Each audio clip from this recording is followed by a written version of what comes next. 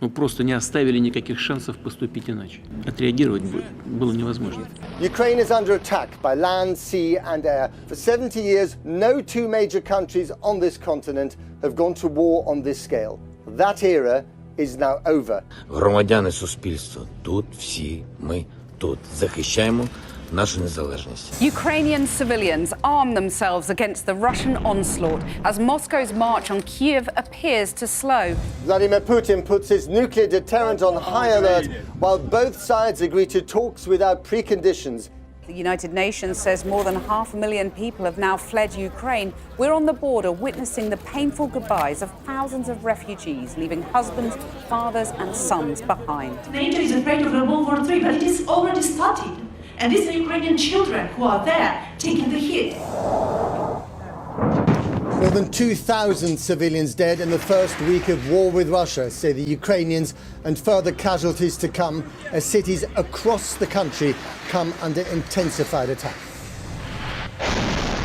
Russia's destructive power unleashed. Civilians are caught in the firing line as the International Criminal Court launches war crimes investigations. Russian troops are said to control Ukraine's biggest nuclear power station. America says the world narrowly averted a nuclear catastrophe. President Putin says Western sanctions are already akin to a declaration of war. Обстоятельства требуют от нас решительных и незамедлительных действий. Народные республики Донбасса обратились к России с просьбой о помощи.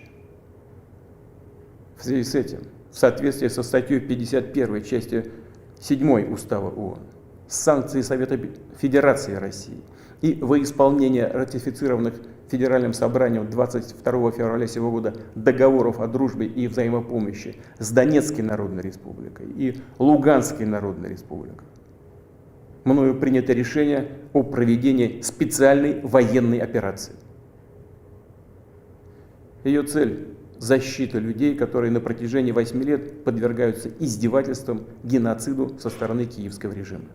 Призываю вас немедленно сложить оружие и идти домой. Поясню. Все военнослужащие украинской армии, которые выполнят это требование, смогут беспрепятственно покинуть зону боевых действий и вернуться к своим семьям. Кто бы ни пытался помешать нам, а тем более создать угрозы для нашей страны, для нашего народа, должны знать, что ответ России будет незамедлительным и приведет вас к таким последствиям, с которыми вы в своей истории еще никогда не сталкивались. Мы готовы к любому развитию событий.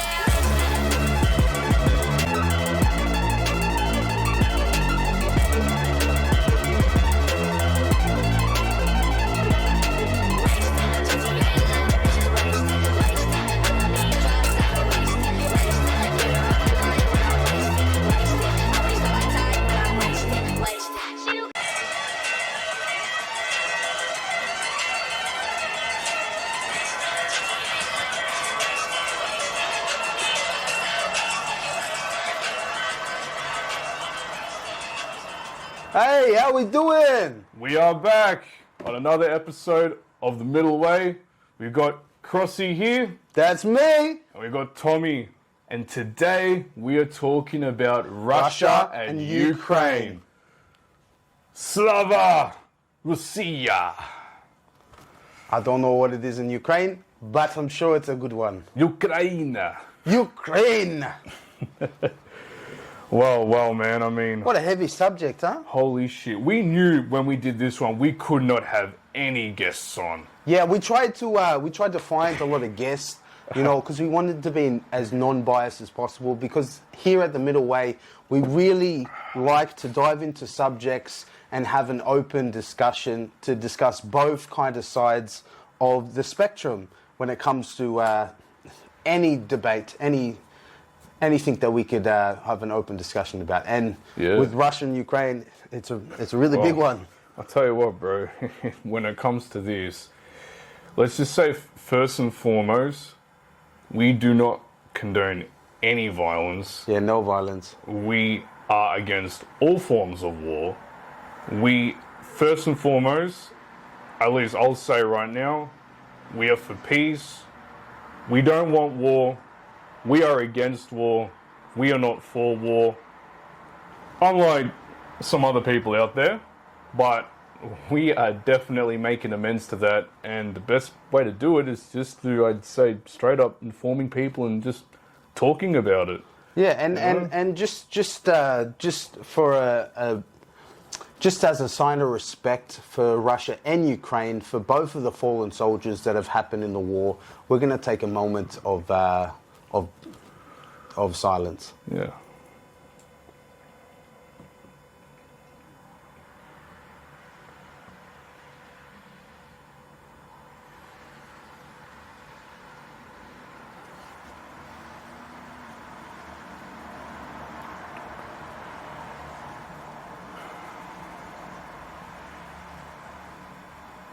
So, all respect to the fallen and for everyone who's been dealing with warfare and conflict.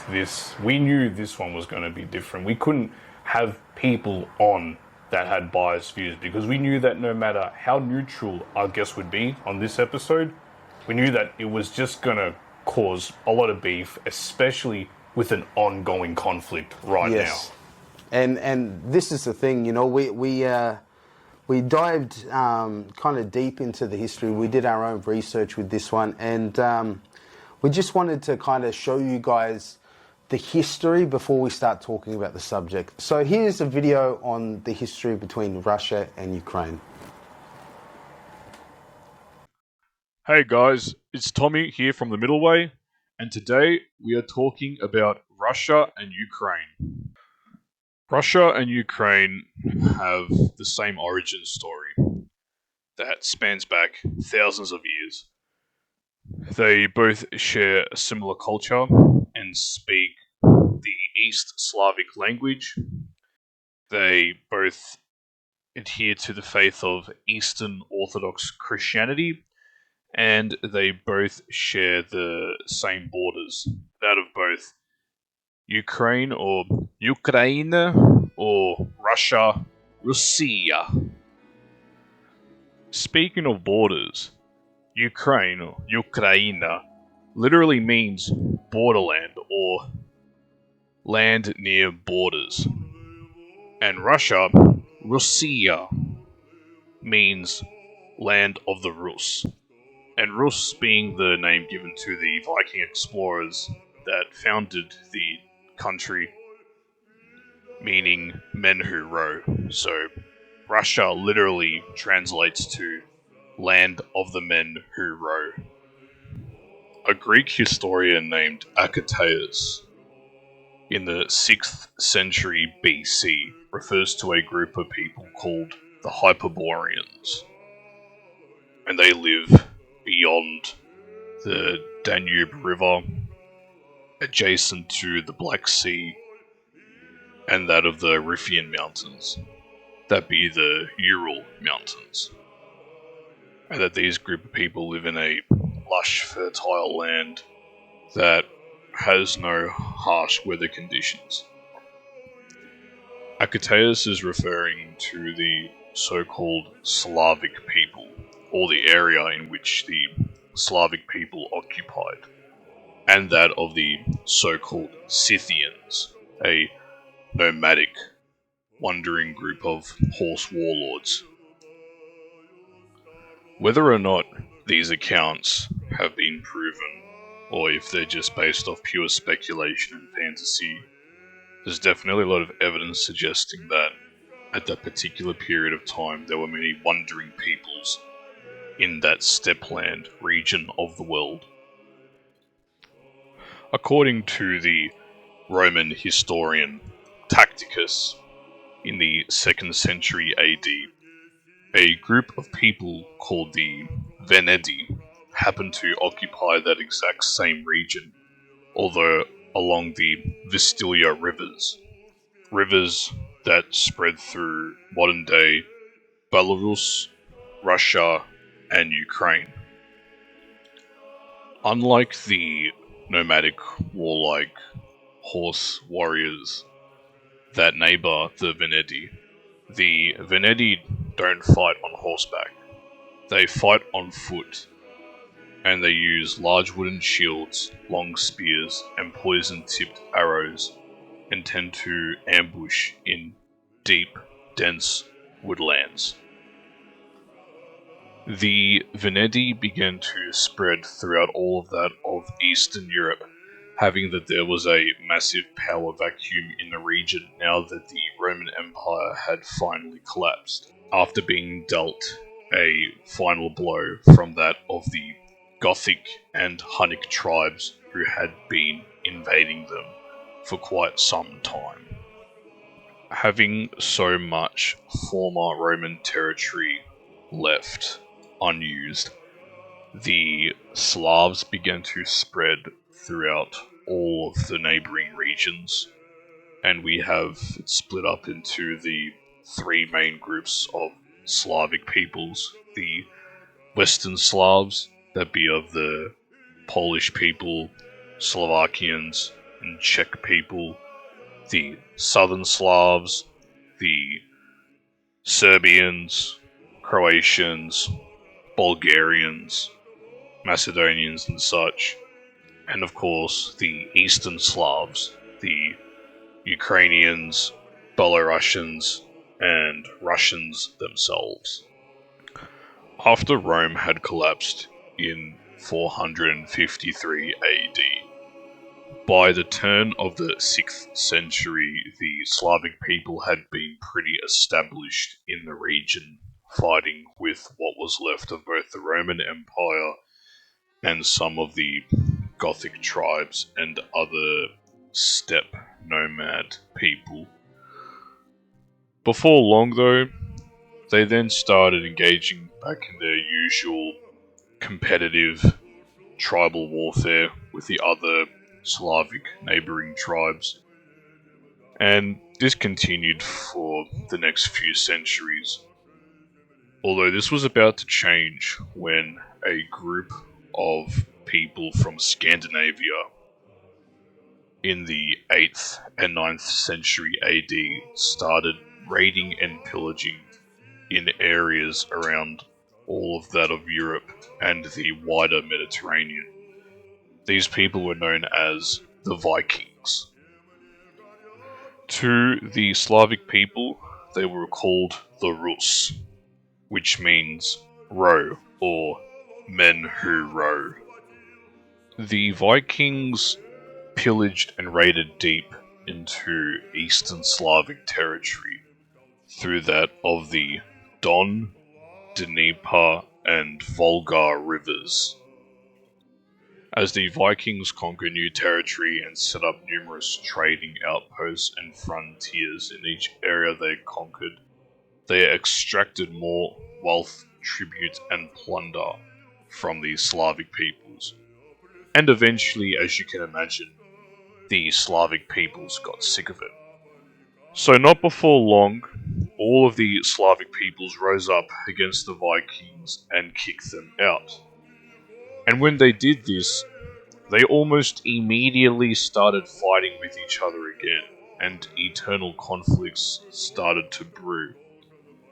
One of the young Slavic chieftains went up to a Viking ruler named Rurik and said to him, "When your people came here, you brought order and established security in our land. Come back once again and rule over us, so there may be no more fighting amongst our people." And Rurik was like, "Yeah, sure." Rurik founds the city of Novgorod, which translates to New City, and he further marches his Varangians, Viking guards, and Slavic mercenaries to conquer new territories in that of the Eastern Slavic region, forming his mighty kingdom. Rurik's successor, Oleg, in the 10th century AD, founds the city of Kiev, and he names it his new capital, and his newly found kingdom becomes called the Kievan Rus. This kingdom, the Kievan Rus, is the origin story for that of Ukraine, Belarus, and Russia. At the turn of the 11th century, Vladimir the Great decides that the Kievan Rus should have a new religion, for at the time they were following ancient Slavic pantheons and some Germanic pantheons as well, brought by the Vikings. With that being said, there were many neighboring religions in the region, such as Christianity, Islam, and Judaism. The Rus looked at the Jews and they thought to themselves, well, these people were kicked out of their own homeland, and they're a group of wandering people that don't have any place to live. They don't necessarily seem that strong to me. I don't think I'll convert to this religion. Then they inspected Islam, and they were quite repulsed by the dirty conditions in which they lived, and were even more disgusted by the fact that they couldn't drink any alcohol, which, for the Slavic people, alcohol was a very big part of their culture, especially that they had seen the Muslims from the Tatar regions in the steppe land. It probably wasn't the best example of Islam that the Rus could have found. Then they came across the Catholic sect of Christianity, and they were kind of okay with it, except for the one factor that they had to bow down before the Pope. And to the Rus, that was very off-putting. Finally, they came across Eastern Orthodox Christianity. A group of envoys went to visit the Byzantines, the former Eastern Roman Empire, and they saw the magnificent Hagia Sophia and heard the beautiful harmonic chants of the monks in that cathedral, and they were truly inspired. And as a result of this, Saint Vladimir the Great wholeheartedly converted to Eastern Orthodox Christianity, and from that point on, all of the Kievan Rus kingdom had now officially become a Christian state. There were numerous nomadic tribes that had constantly invaded the Kievan Rus, such as the Cumans, Kipchaks, and Avars. And now there was another nomadic tribe on the scene, one that had actually defeated all three of them. Now the Rus had never encountered these horse wars before, and they were known as the Mongols today, although that back then they were referred to as the Tatars. And for those of you who don't know who the Mongolians were, yeah, they're a pretty big deal, right? Pretty big deal. The Mongols continually invaded, burnt down, plundered, and destroyed all of the Kievan Rus kingdom. And what made it even more hard for the Rus was that at the time before the invasion, they had been very fragmented after the death of Vladimir, and they had been constantly fighting wars between individual factions and principalities in their kingdom, which had now broken up into small minor city-states. And by that point, the Mongols basically could go around picking and choosing the weakest city-states that they wanted in a way of divide and conquer. Alexander Nevsky sees that the Mongols have pretty much destroyed the old Kievan Rus kingdom, and so he decides to sign a treaty with the Mongols, and he surrenders to them. This is pretty shocking to most of his commanders. When he gives his reasons why, he explains. The Mongols had a way of ruling that was unlike other empires at the time. They treated their vassals with respect as long as they paid tribute and their taxes on a regular basis. They had no need to change the religion of their subjects, to change the political power of their subjects and which prince and faction they supported, or to change the culture of their subjects, or to change the social status of their subjects and which class had more power than the other. They only cared about one thing, and that was, as long as you paid your taxes, the Mongols tended to leave you alone. They were so lenient that when you paid your taxes, it has been said that those who lived under the Tatars, they may travel all the way from Beijing to Baghdad with a bucket of gold on their head, and under their rule, they weren't even touched. Fortunately for Alexander Nevsky, this was a great choice, having that a group of Catholic crusaders, the Teutonic Knights, had just arrived in the Baltic and had planned to launch a crusade on the city-state of Novgorod, the last free city-state of the Kievan Rus. And Alexander Nevsky defeats the Teutonic Knights at the Battle of Ice in 1242. Nevsky realizes that there were even more Catholic powers that were planning to invade.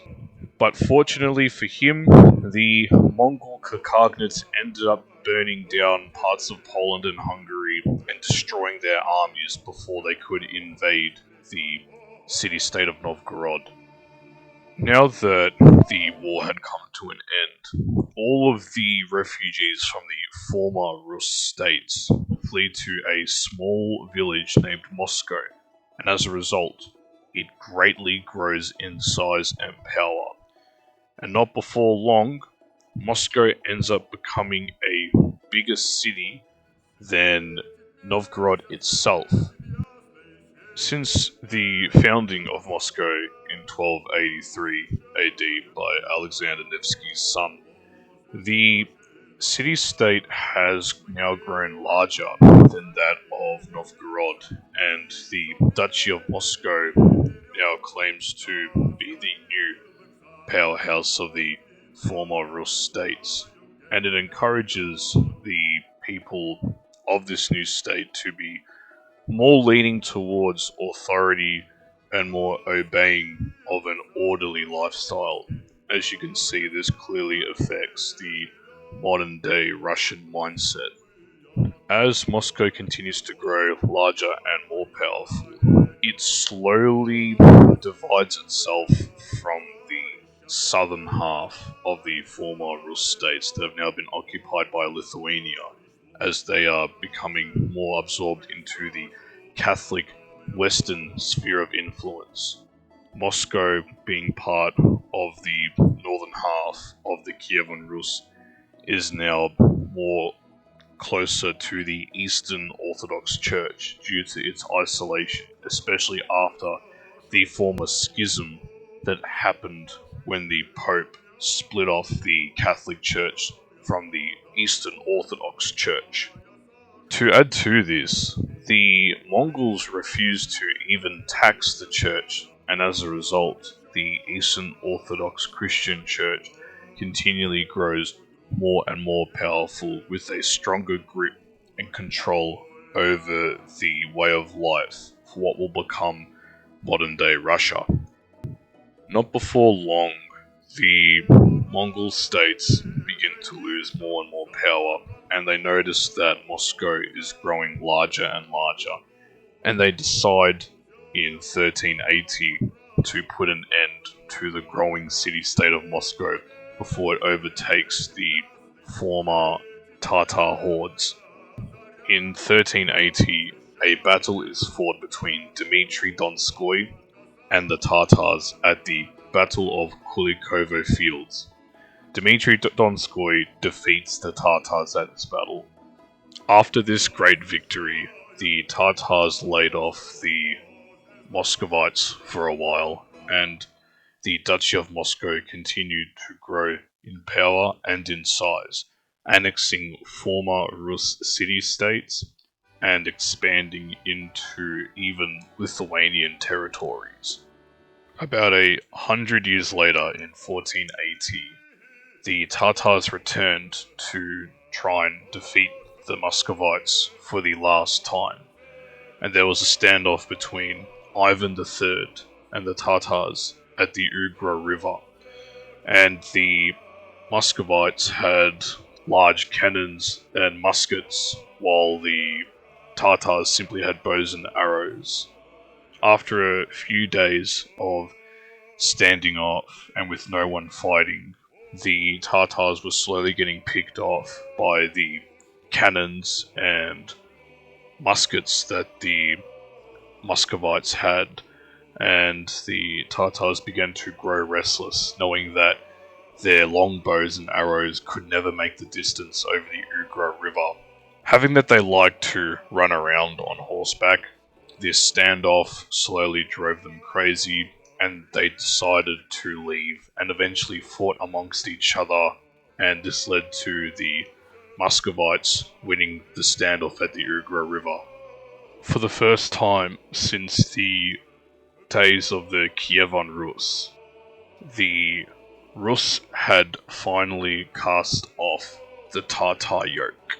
Duchy of Moscow began to grow and grow, and some of the refugees weren't always necessarily fleeing in that direction of Moscow.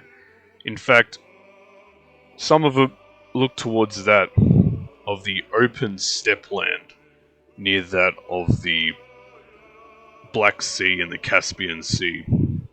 The Pontic steppe region was a lawless region where Tatars would occasionally raid villages and enslave them and sell them off to the other merging power, the Ottoman Empire. This steppe region was very chaotic, kind of like that of the Asian Wild West, but not really. Groups of people, formerly that of the Rus territories, began settling there, many of whom were both coming from former destroyed Rus city-states and that of criminals and other outcasts from the city of Moscow itself. Over time, these men began to adopt the traditions that the Tatars had been living by, and they refer to themselves as the Freemen, or what we know today as the Cossacks. These group of men effectively became their own unique culture in that of themselves, separate from that of what modern day Russia is today, even though they do share a lot of similarities. The Cossacks had a very free-spirited view on life. They were not very regulated, very decentralized on that of former Moscow, which was very authoritarian-like, leaning towards that of the church and holding true to the submission of government powers, while the Cossacks basically behaved like cowboys. They stole from their neighbors, raided their neighbors, often fought anyone that they came across, and liked to randomly explore new territories and claim it as their own because, well, it's free real estate. The Cossacks had created this very unique society run by renegade criminals, and yet somewhat democratic and egalitarian in a very crazy kind of way. Having that they had been oppressed by former kingdoms, whether it been that of the Mongols or the newly emerging power of that of the Polish-Lithuanian Commonwealth, They did not like to have people tell them what to do. They were very, very anti-authoritarian, very rebellious in nature. And as a result of this, they had a true respect to that of individual rights and freedoms. Their chieftains and leaders would often gather around in a krug or kollo, which means circle or ring. And they would actually have elections. No, I'm not making that up. They actually held elections. This is practically unheard of at the time. Criminal societies made up of revolutionaries, outcasts, and rebels just casually holding their own elections. Cossack society believed that everyone had the right to freedom of speech. It was part of their way of being and their way of life. It was said that the Cossacks valued freedom so much that their women are viewed not as servants for their husbands, but as their friends. In a very odd kind of way, the women are completely free, from the oldest wife to the youngest virgin, said Leo Tolstoy, a Russian author that had lived with the Cossacks. It's pretty crazy to think that in Cossack society, women had more rights. The steppe had been a constant region fought over, which again emphasizes why it was called Ukraine or the Ukraine. Because being set up in this way, it literally was a borderland. A border between that of the growing and emerging power of the Duchy of Moscow, the other power, the Polish-Lithuanian Commonwealth, and that of the Crimean Tatars, who were a vassal under the other emerging power, the Ottoman Empire. The Cossacks were known for being very brave and legendary horse riders. It was said that they could actually hold onto a horse with one hand and with the other hand casually just hang off, using their legs to guide the horse as it ran around. They could even jump from one horse to another while running at full speed. Pretty incredible stuff when you think of it. Over time, the Cossacks started raiding into that of the Polish-Lithuanian Commonwealth, the Crimean Khargaganate, and that of the Duchy of Moscow. They all started complaining about the Cossacks, but neither one of them had a proper way of dealing with them. In fact, most of the time, the Muscovites would actually pay off the Cossacks to raid the Tatars and to raid the Polish because, well, if we can't beat them, we'll just pay them to beat someone else, right? After all, the enemy of my enemy is my friend. Ivan IV, also known as Ivan the Terrible or Ivan the Fearsome, comes into power and he greatly expands the territory of the Tsardom of Muscovy.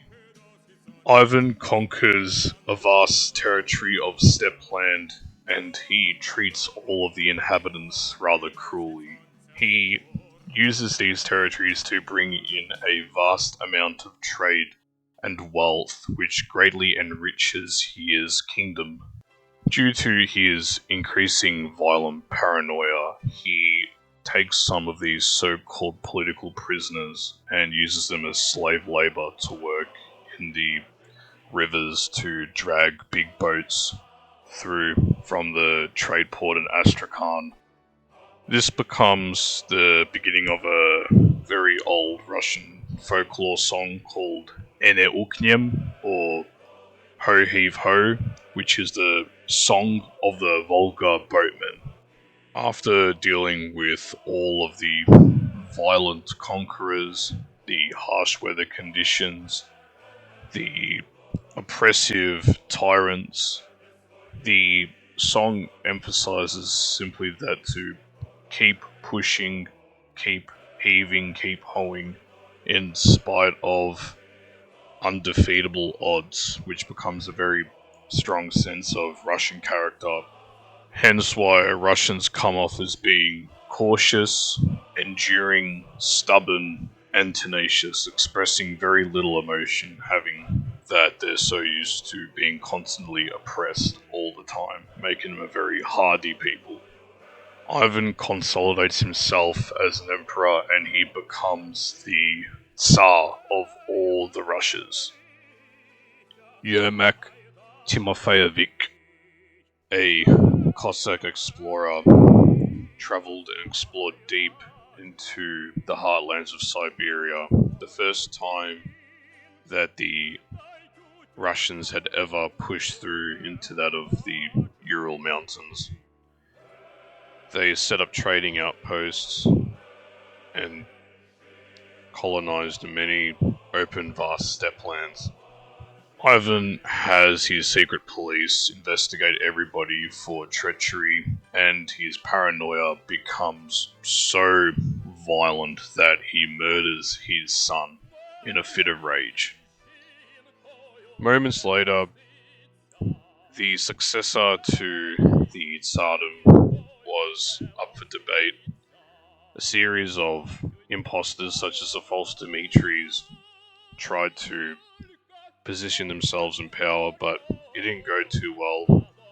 And before long, Poland and Sweden had invaded Russia, and in the meantime, Russia was having its own internal conflict, trying to find who the leader of their country was, after Ivan had no more heirs, as Fyodor was left childless. This led to the time of troubles. Russia ends up fighting back after Moscow was taken once again, and it is able to find a new heir to the throne of an old Russian family, the Romanovs, and they become the new dynasty after hundreds of years of the Rureviks ruling over Russia. Michael Romanov brings in a new form of serfdom called the Sobonia Uledzenia. This is basically Russian serfdom, but it's even worse. Serfs cannot travel anywhere outside of their land. They have to give most of their produce to their landlord, and they need permission for everything. They're basically slaves. As a result, there are numerous rebellions, and those who refuse to rebel and hate the suppression that Russia has been bringing in by becoming more centralized, ordered, and authoritarian, flee to join the Free Cossacks. The Russians continually begin to tolerate the Cossacks and give them some autonomy and power, considering that they're pacifying the wild steppe and dealing with the Tatars. They're also bringing in a lucrative amount of trade through taxing fur and allowing the Russian Empire to grow more and more wealthy. The Cossacks begin to form a split, even though they have a lot in common. There are two main groups that are slowly starting to form, and that of the Don Cossacks, who are more heavily influenced from Russia, and the Zaporozhian Cossacks, who are more heavily influenced through the Polish-Lithuanian Commonwealth. They still share the basic same customs and laws as each other. It's just that in times of conflict, the Don Cossacks, Ataman, which is their leader, always sign with Russia, and the Zaporozhian Cossacks, the Hetman, always side with the Polish-Lithuanian Commonwealth. But this will soon change. At one point, the Zaporozhian Cossacks are being taxed to death, effectively, and they're sick of it. And so they rebel under the leadership of the Cossack Khmelnytsky. He ends up leading a large Cossack rebellion against the Polish-Lithuanian Commonwealth, and he decides to side with Moscow. That helps him. The Russians effectively rule over half of the Cossack territories now, with the east predominantly controlled by that of the Don, and the west controlled of that of the Zaporozhians. They signed the first confidential treaty between that of Russia and Ukraine, which is the Treaty of Peretz-Salav. The Treaty of Peretz-Salav is controversial because it's not true the specific details of whether the hetmanate of the Zaporozhian Cossacks actually wanted to be a client state under Russia, or whether they just wanted to be an ally of Russia and still have their own autonomy. And even till this day, and right now, it had become one of the first controversial treaties between that of Ukraine and Russia. Tsar Peter the Great comes to rule over Russia and fights with Carolus Rex in Sweden of the Great Northern War. The Cossacks side with Sweden, wanting more autonomy. Unfortunately for them, the Russians beat the Swedish at the Battle of Poltava, and as a result, being sided with the loser, they have to give up a chunk of their sovereignty to the Russian Empire. The next big controversial moment between that of Russia and Ukraine is when, after Peter the Great's successful military reforms and consolidating the Russian Empire itself in its true form, the Ottoman Empire and the Polish-Lithuanian Commonwealth are pushed back and recognize Russia as being one of the world's great superpowers. Peter the Great's granddaughter, Catherine the Great, ends up defeating the Ottomans again, and Poland, and occupies the territories of that of Ukraine and Crimea. She goes back on her word and forcibly, after the treaty is signed, annexes all of Crimea and Ukraine, and slowly begins to erode the Cossack culture and Crimean Tatar culture. Not soon later, a rebel Cossack, Pugachev, leads one of the biggest Cossack rebellions ever. Pugachev rebellion is put down, unfortunately, and the Cossacks break an age-old custom, Stonya net vidyaka. From the Don, there is no extraction. This basically means that Cossacks never turn on each other. And after so many centuries, they finally broke this code. The Russians realized that they could simply hire the Cossacks along with the Polish-Lithuanian Commonwealth, who would also hire Cossacks as well. They would play them off against each other, and bit by bit, slowly eroded their free and high-spirited way of life. During the Napoleonic Wars, after Napoleon had brought great devastation to Russia, the Tsar had hired Cossack mercenaries to harass Napoleon on his way back, walking through Eastern Europe.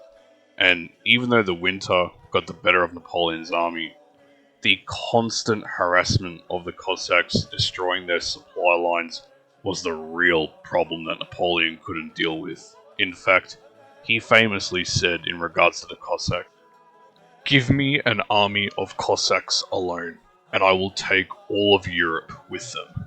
Years later, Tsar Alexander III finally conquers the last of the Tatar hordes, and the region of Turkestan is finally subdued. he builds up a strong sense of Russian national identity, and this, in a way, incorporates some of the Cossack culture.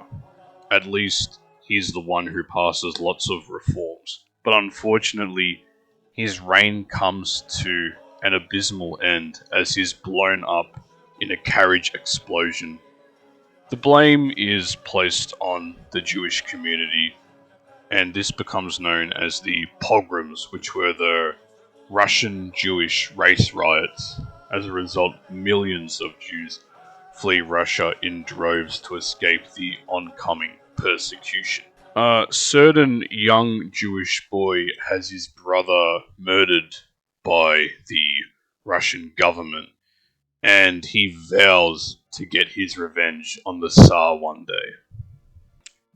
As a result of Tsar Nicholas II coming into power, the reforms are pushed back and they're not passed through. As a result, the peasantry has more of an unrest. And then the Great War begins. Cossack battalions become very useful throughout the Great War, but it's not before long that the enemy allies end up pushing Russia back, and even though the Russian Empire was at one point at its absolute height, it too comes to an end. For the first time in history, the Prussian government signs a treaty and releases Ukraine as an autonomous state, and so it rules itself independently. However, it has to pay off its autonomy as it is still a vassal under the Russian Empire. But this doesn't last for long, as the October Revolution soon unfolds, and as a result of this, the Tsar is overthrown. The creation of the first communist state, the USSR, the Union of Soviet Socialist Republics, begins. Comes the reign of the Great Terror. Stalin begins the Holodomor, which becomes a great catastrophe upon the Ruthenian peoples, and the Cossacks suffer greatly. Millions of them all around the country slowly starve to death or are sent to gulags, effectively labor camps. World War II comes to an end, and Europe is now split between the East and the West. At this point in time, the USSR tries to change up its strategy to deal more effectively with the population and the economy, but unfortunately, as soon as it seems to be getting back on its feet and correcting all of its wrongs, due to bad policy changes, the event of Chernobyl ends up being the final hit to that of Ukraine after all it had suffered throughout that of the 20th century and the political ideology of communism. The USSR in 1991 officially collapses, and for the first time ever, Ukraine becomes a sovereign, independent state. But even then, corruption is deep and the nation is only very young, even if it has a strong individual culture. In 2014, the democratically elected leader Viktor Yushchenko is overthrown in the Euromaidan revolution that takes place in Kiev, the capital of Ukraine. As a result, Western oligarchs and politicians who were funding the revolution end up encouraging the UDAR, that be the Ukrainian Democratic Avenged Republic, to control more of the eastern parts of Ukraine more effectively.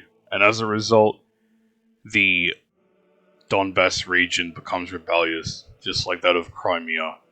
Russia deems this as an act of war, and they immediately seize Crimea and start funding separatists in the Donbass region. This is where things begin to get more intense.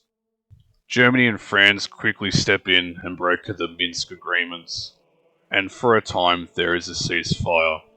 However, bit by bit, Sergei Lavrov, the Russian deputy of foreign ministry, identifies that it's pretty clear at this point Ukraine is definitely moving away from its agreement of the Minsk Treaty, as it continually breaks it over and over again.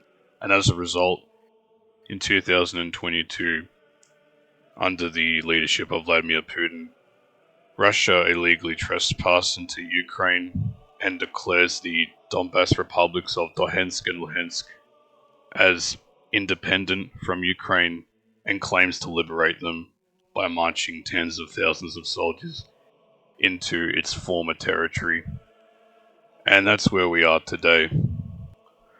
The Ukrainians sing a song called Hey Sokoly, which is in essence just to remember the times when Cossacks were fighting wars for that of Russia and left their loved ones behind, unaware whether or not they would come home. They roamed the open steppe, wild and free, with a rebellious spirit and heart, willing to live free off the land and explore wherever they wanted. Who knows what the future beholds? As we can see, Ukraine is that of a free spirit, chaotic and wild, of the Cossacks, the nature of themselves, and the Russians are that of order, control, and more so, authority base. From such humble beginnings, here we are left today with the situation between that of Russia and Ukraine.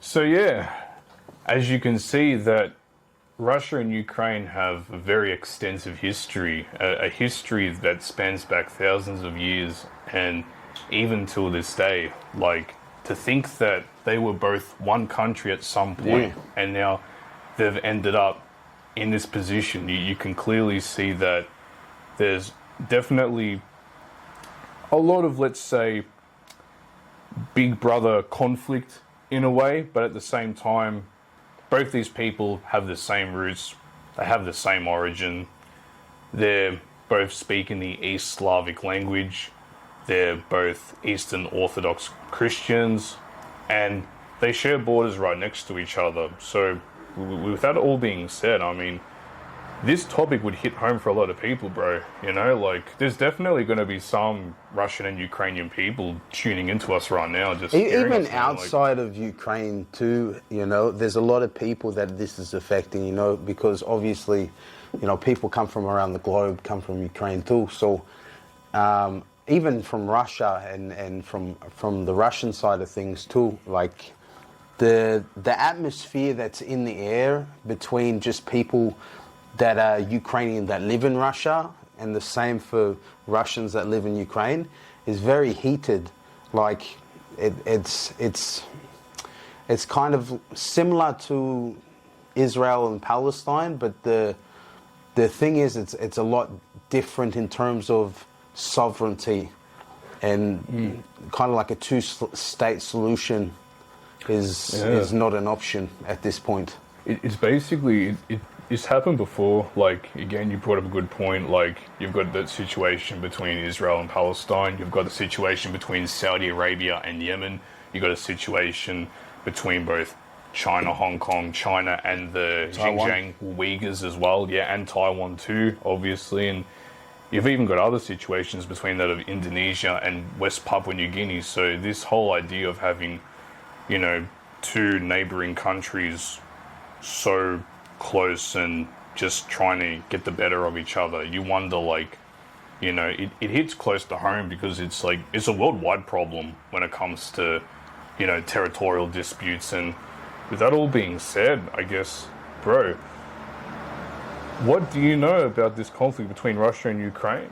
Well, judging from the video that we just seen, you can see, like, the Cossacks and the Mongolians? Mongolians, yeah.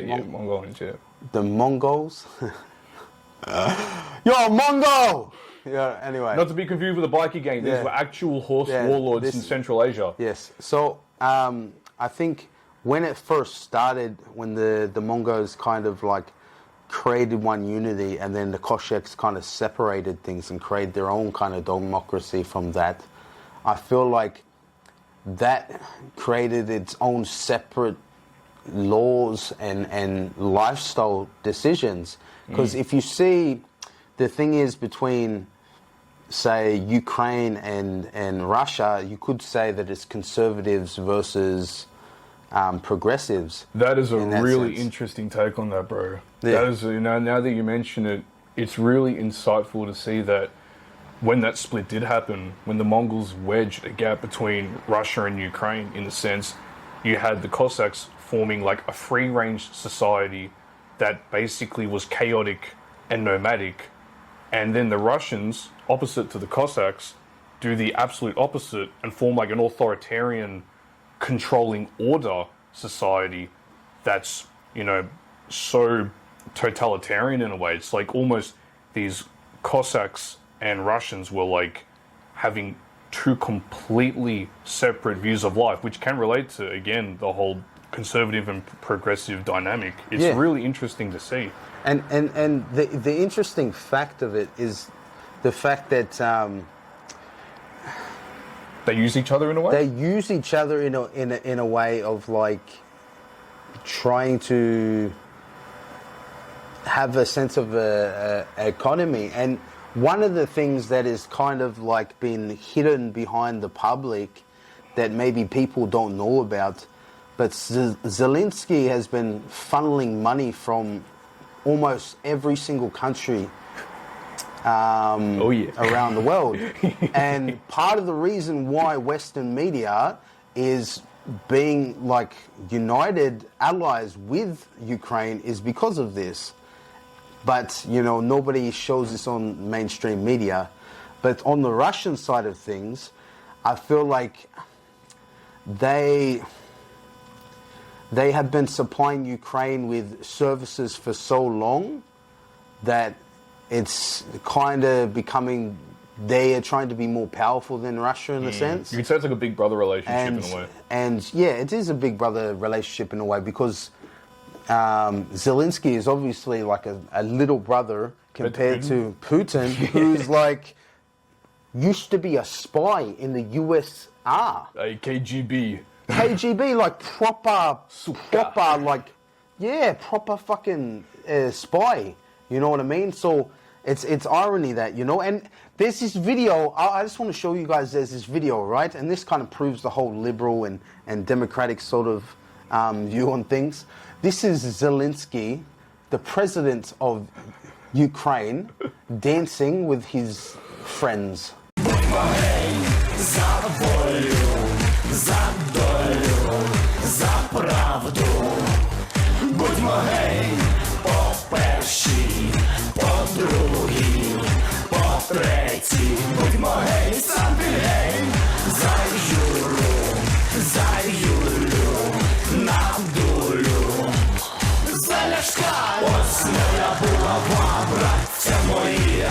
Завтра йдемо танцювати проти москалів. Затанцюємо, мова, сила у нас є. Ще не вмерла Україна, поки крепко є. Борщ, сало, цибуля, хрін, сивуха, брага. П'ю, їм, я п'ю, я п'ю, я п'ю, я п'ю. Ой. Коханці, засланці, всі в глянці, тьфу на них артисти, стилісти, геть з міста, ще дай помади, гей паради, а в раді всі такі, я хочу, не можу, цибуля. Like you put that phrase. Do you see that video, guys? Did you see that? Oh, bro. Like, he is liberal. He's like. I mean, look, we all like to have a bit of fun, but put it this way: I don't think I'd ever see Vlad ever daring to try something as expressive as Zelensky on the. Well, I don't. It's weird, don't you think, bro? Weird. Like, put it this way: how many leaders have you seen on the world stage? They get in leather straps and dance with grown men older than himself on a public TV program. Yeah, and here's the thing: like, if you look at, say, Putin's view on the LGBTQ movement, look at this video.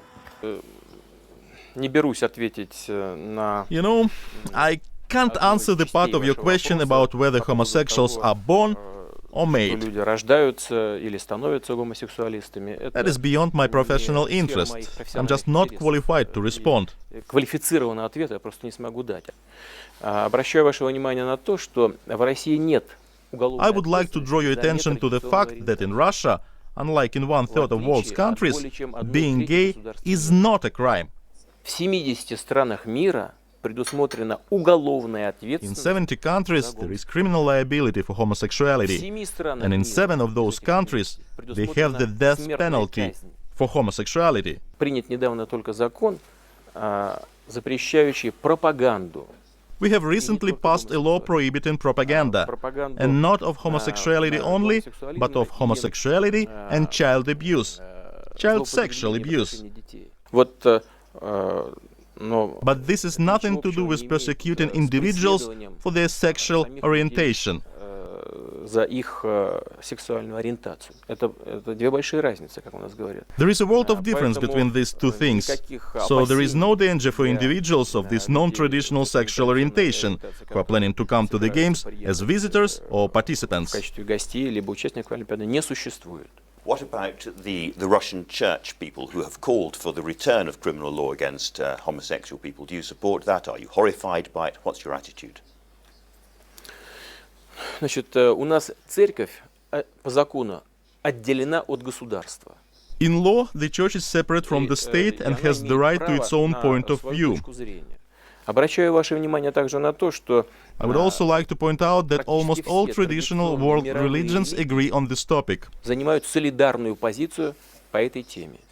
А что, разве позиция Is the position of the Holy See different from that of the Russian Orthodox Church? от позиции Русской Православной Церкви? А разве Read our law carefully and pay attention to its name.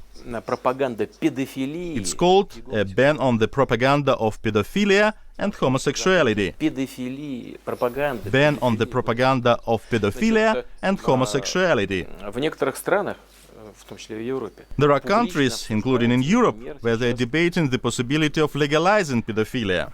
Легализация педофилии. Публично в парламентах обсуждают. Publicly discussing this in parliament.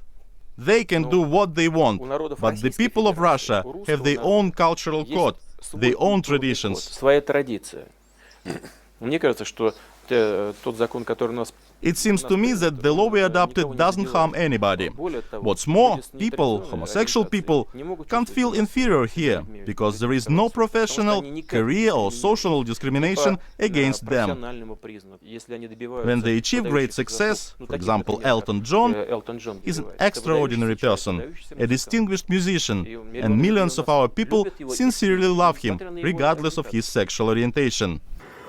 Isn't that kind of interesting? So it really does portray left versus right kind of thing. It really does, man. You know what? I do not see, like, even Zelensky is a comedian himself, right? He's been on stage as a singer and a comedian. He's an entertainer all around, bruv. You know what I mean? And it's interesting because Putin, he's I wouldn't consider him like an entertainer, but he's charismatic. He's very charismatic. And the way that he talks, bro, it is the Russian culture, though. They are very forward with the way that they talk. There's no oh, this or that. It's just, this is the way it is, and that's the way it's meant to be. Do not question anything. You just do how you're meant to do. Like, that's it, you know? It's part of the, like, stern, harsh, cold nature that they've developed simply through just surviving the way they have for the last 1,000 years, dealing with all of the crazy oppressors they've had, all the harsh climatic conditions that they've had to live through, and just simply the only way to survive was to literally behave in such a stern, cold, enduring, harsh way just to survive, really. And like that kind of points out like a lot of things too in terms of like sports. Like, I don't know, like I think it goes back further than Rocky IV. But do you remember in that movie where he versus Ivan Drago? You know, like he's like the king boxing champion, you know? What does he say it to still Apollo happens like that. What does he say to Apollo I Creed? will He's break like, you. Until he stops breathing or something Yeah, like that. until he It's stops like, breathing. I don't stop until he stops breathing. And he kills him in the movie. Like, he literally kills him in Rocky IV. And Like, the thing's still happening now between, say, you know, the US and Russia in terms of the Cold War. Just in general, like the UFC. Oh yeah. Khabib, Islam, all these people, massive in terms of like the athletes that come out of there, and that's part of the culture because of what's happened. And I have no doubt that Ukrainians have a lot of good athletes too, but I don't think like they get as recognized, considering that the hub and the mecca of what Ukraine is part of a sovereignty state of Russia. Yeah, like looking at it and part into relation of, you know, what the conflict's all about is that for a portion of Ukraine's history, like they were effectively a subservient state under Russia. Like these so-called Cossacks, which is, again, you have the, as we explained in the history thing, the Zaporozhian Cossacks, the Hetmanate, and the Don Cossacks, the Atmanate. These two groups of Cossacks, they were just free roaming, and they didn't actually have their own like empire like Russia did. They were basically just mercenaries doing like cheap jobs, and whoever paid them the most, they worked for. And having that, a lot of them were Russian migrants themselves. Yeah. They basically just always went to Mother Russia and were just like, you know, we'll do a job for you. Can you pay us something for it? You know, like. Well, here's another thing too, right? I feel like because of the harsh conditions of Russia, and how many totalitarians, right? Tyranny. So the amount of tyranny that they've been under for so many years, you could see that Putin is part of the Tsar, as in he's an imperialist, and that is part of his kind of like regime to stay president of Russia. Yeah. And part of that is he wants to make Russia one nation once again. Yeah. That's his whole regime. And it's not because he does not like the Ukrainians. He just feels as if like we have had an agreement where we allow you to have sovereignty as long as you agree to these terms. Once you do not agree to these terms, then the sovereignty is void. Yeah. So because of Zelensky, and because of all the things that's happening behind the scenes that we are going to discuss, I think that's the main reason why there is conflict now. But I think there has been conflict brewing for a long time. Oh yeah, this definitely isn't just something that's happened within a month. Like the mainstream media puts it that, one day, in sometime in late November, December of the year 2021, Russia decided to start mobilizing its troops conveniently. It just randomly decides to start a war. It wasn't like there was at least 1,000 years of history behind it or anything. Like, we're just going to invade a country for no reason just because we want more land. No. As we've, been looking at through the history, we know that this conflict, at least from the present day, had its roots not just thousands of years ago, but from back in 2014 when Kiev overthrew their original leader, Viktor Yushchenko, and after, Viktor Yushchenkovich, he was overthrown, and that's when the UDAR, which is Ukraine's new government, just kind of came in, and all of the Russian-influenced people in the eastern part of Ukraine and those living in Crimea were basically just like, we don't want to be a part of this, you know, revolutionary change. We liked Victor. Why did you guys get rid of Victor?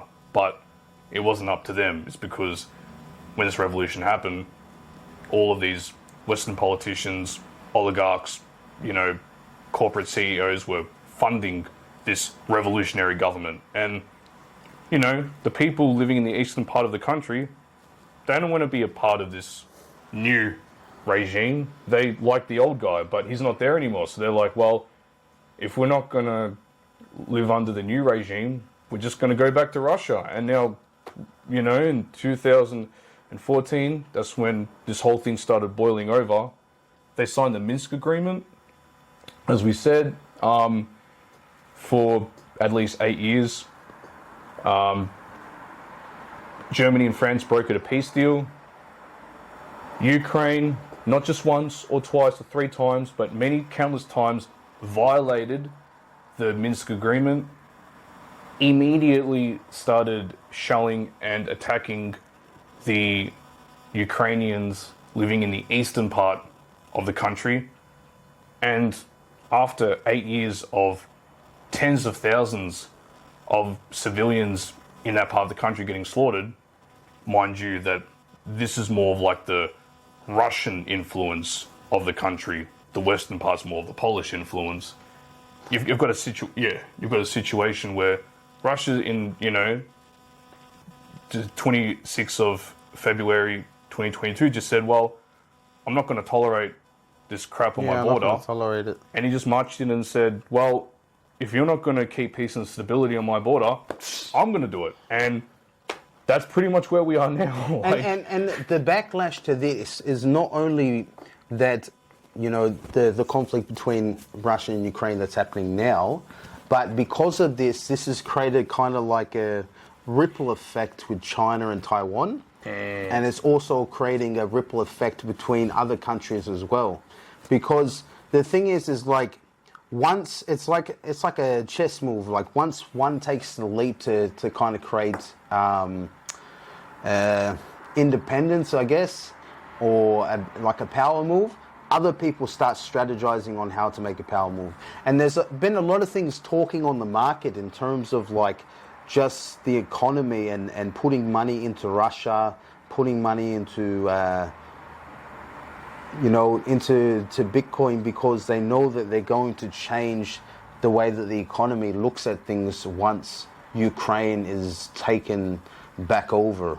At least I hope so. One thing to know for sure is that ever since 2014 or earlier, the so-called European Union, one of their largest trading partners, just keeps putting sanction after sanction after sanction. Even Donald Trump at one point is like, you know, Putin's not stupid. Like, this was back in 2018 and whatnot. He's like, Putin's not stupid.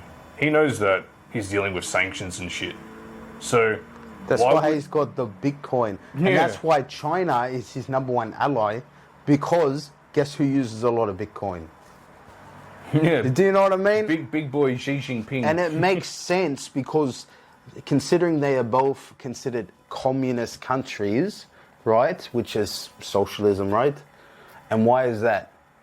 Why would they use Bitcoin? Because think about it. How do you create a sense of an economy where everyone gets the same and you still have power, where they don't have sanctions that block that? Yeah. Do you know what I mean? Point. Especially nowadays, considering that the banks are slowly becoming more increased in debt, more inflation, hyperinflation actually, with excessive amounts of loans that aren't being paid off, which is leading to a situation where currency is dropping and becoming worthless. Bitcoin really does seem like the way forward. And why not just become independent, change the currency, and stop relying on the banks all the time from other foreign powers when you can make your own currency, basically. Yeah, and I think the main thing in terms of the sanctions at the moment, bro, is the fuel. Yeah, now that's something that we're going to get into as well, because there has been quite a bit of a shitty situation. I'll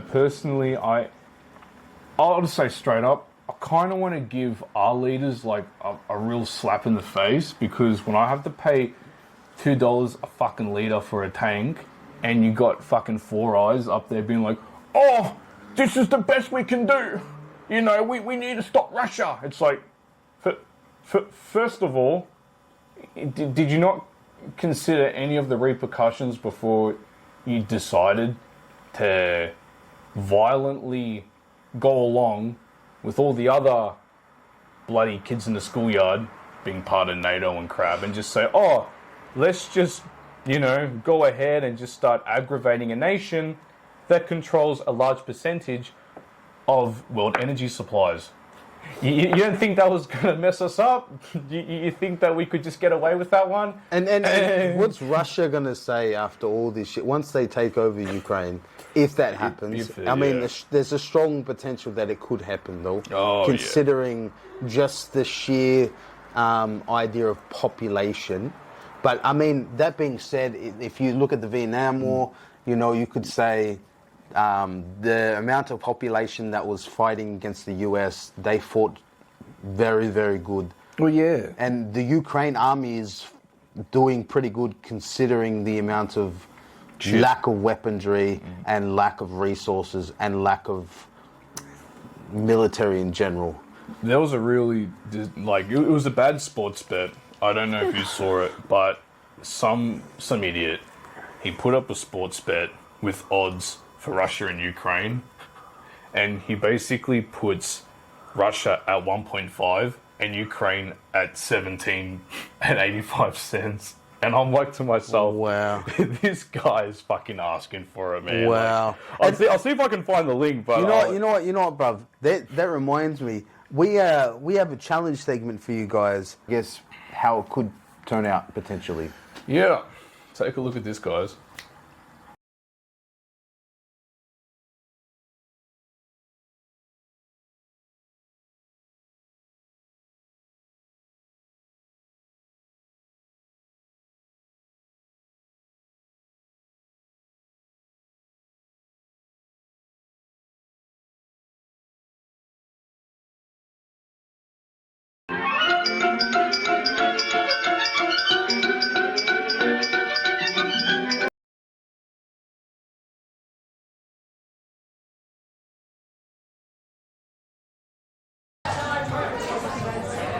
On today's challenge, we're going to see who is going to be victorious.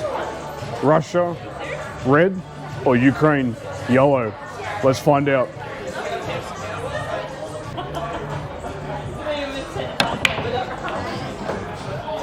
All right, Russia won.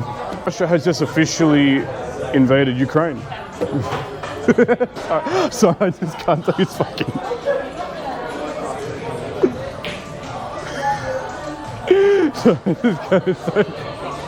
right.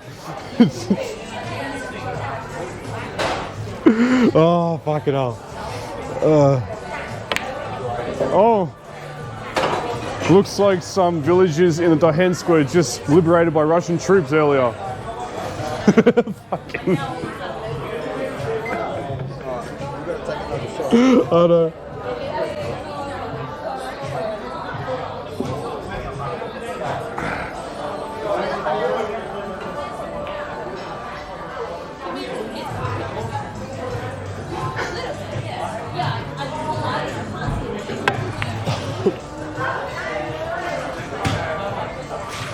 Seems like the supply line's running a bit low now. Alright, okay, let's keep. I'm Ukraine, right? Yes. Okay, so I'm about to take out some Russian Nazi. Let's go. Yeah, hitting yellow, yeah.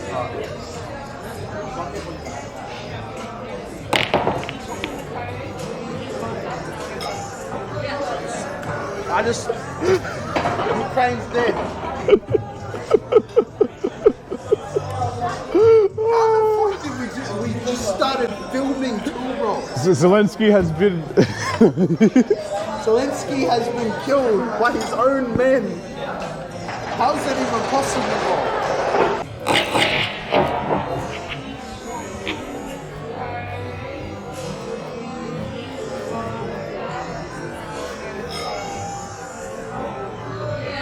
That was what was supposed to happen, but it did in reality though. Think about that.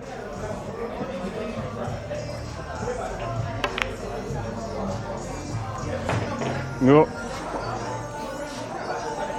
I'm so annoyed now because I feel like they're fucking footage. That's still funny though.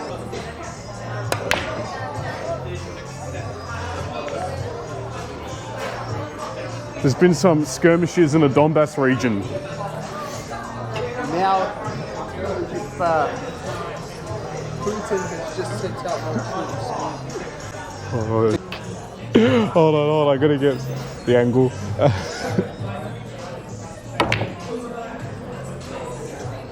Oh, bad. It was so fucking. Russia's above their heads at the moment. Yep. We're running low on comrades. Let's go. Oh, this is bad, man.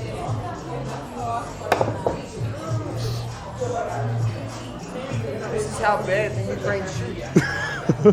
Fucking. We're gonna die after the end of it. Oh.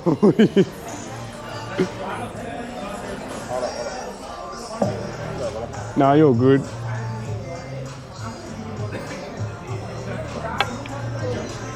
Oh, did you hear that? It looks like the Donbass has been completely seized by Russian troops.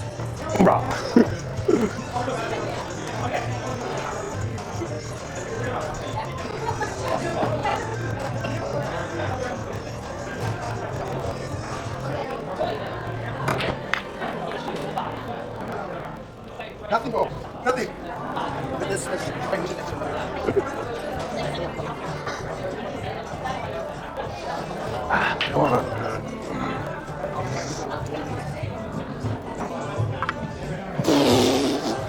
Oh no.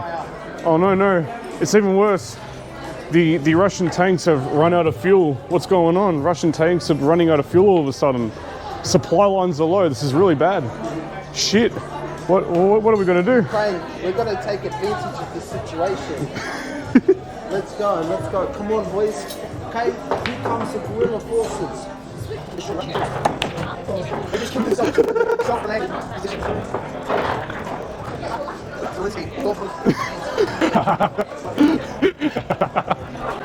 Oh my god.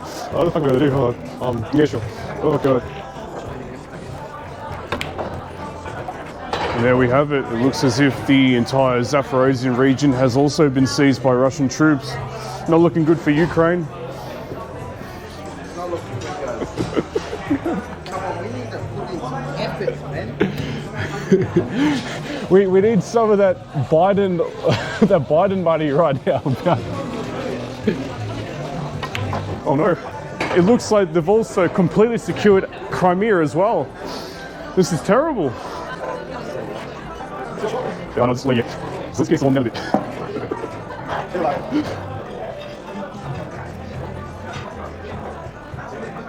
Oh no! What's this? It was a misfire. Oh no! The Russian tanks have shot their own troops. What is this? Oh, this is incredible. Oh. Oh. Yeah, no, out. I was dead. Oh, this is so wrong. Well, it looks like there's suddenly mobilized more troops in the east of Ukraine. Who knows, tomorrow. We didn't get enough training done. Sorry, gentlemen. We got it. Oh, yeah. Oh! Oh no, the money land is very hard for Russian tanks to travel along. I don't know if there's only enough troops up. It's looking too good.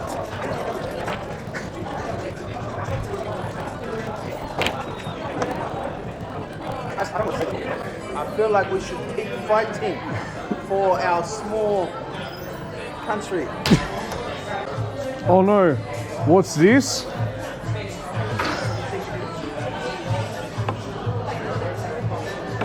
I couldn't even. I just fucked it up entirely. Oh, here we go.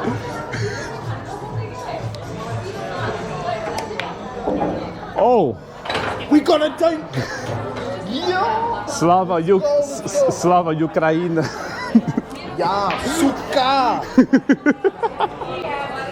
Okay, here we go. Oh my god. Oh. I'm sorry what I said. Maybe we should take some more of your soldiers and tell them to bring mummy. Uh-oh. Oh no, what's this?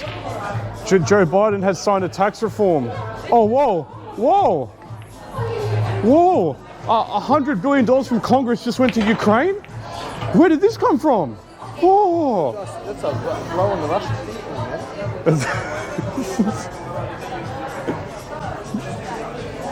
You know what, man? I think this war's all going to be blown over, you know? Especially as Zelensky is gay, so we'll probably be blown over.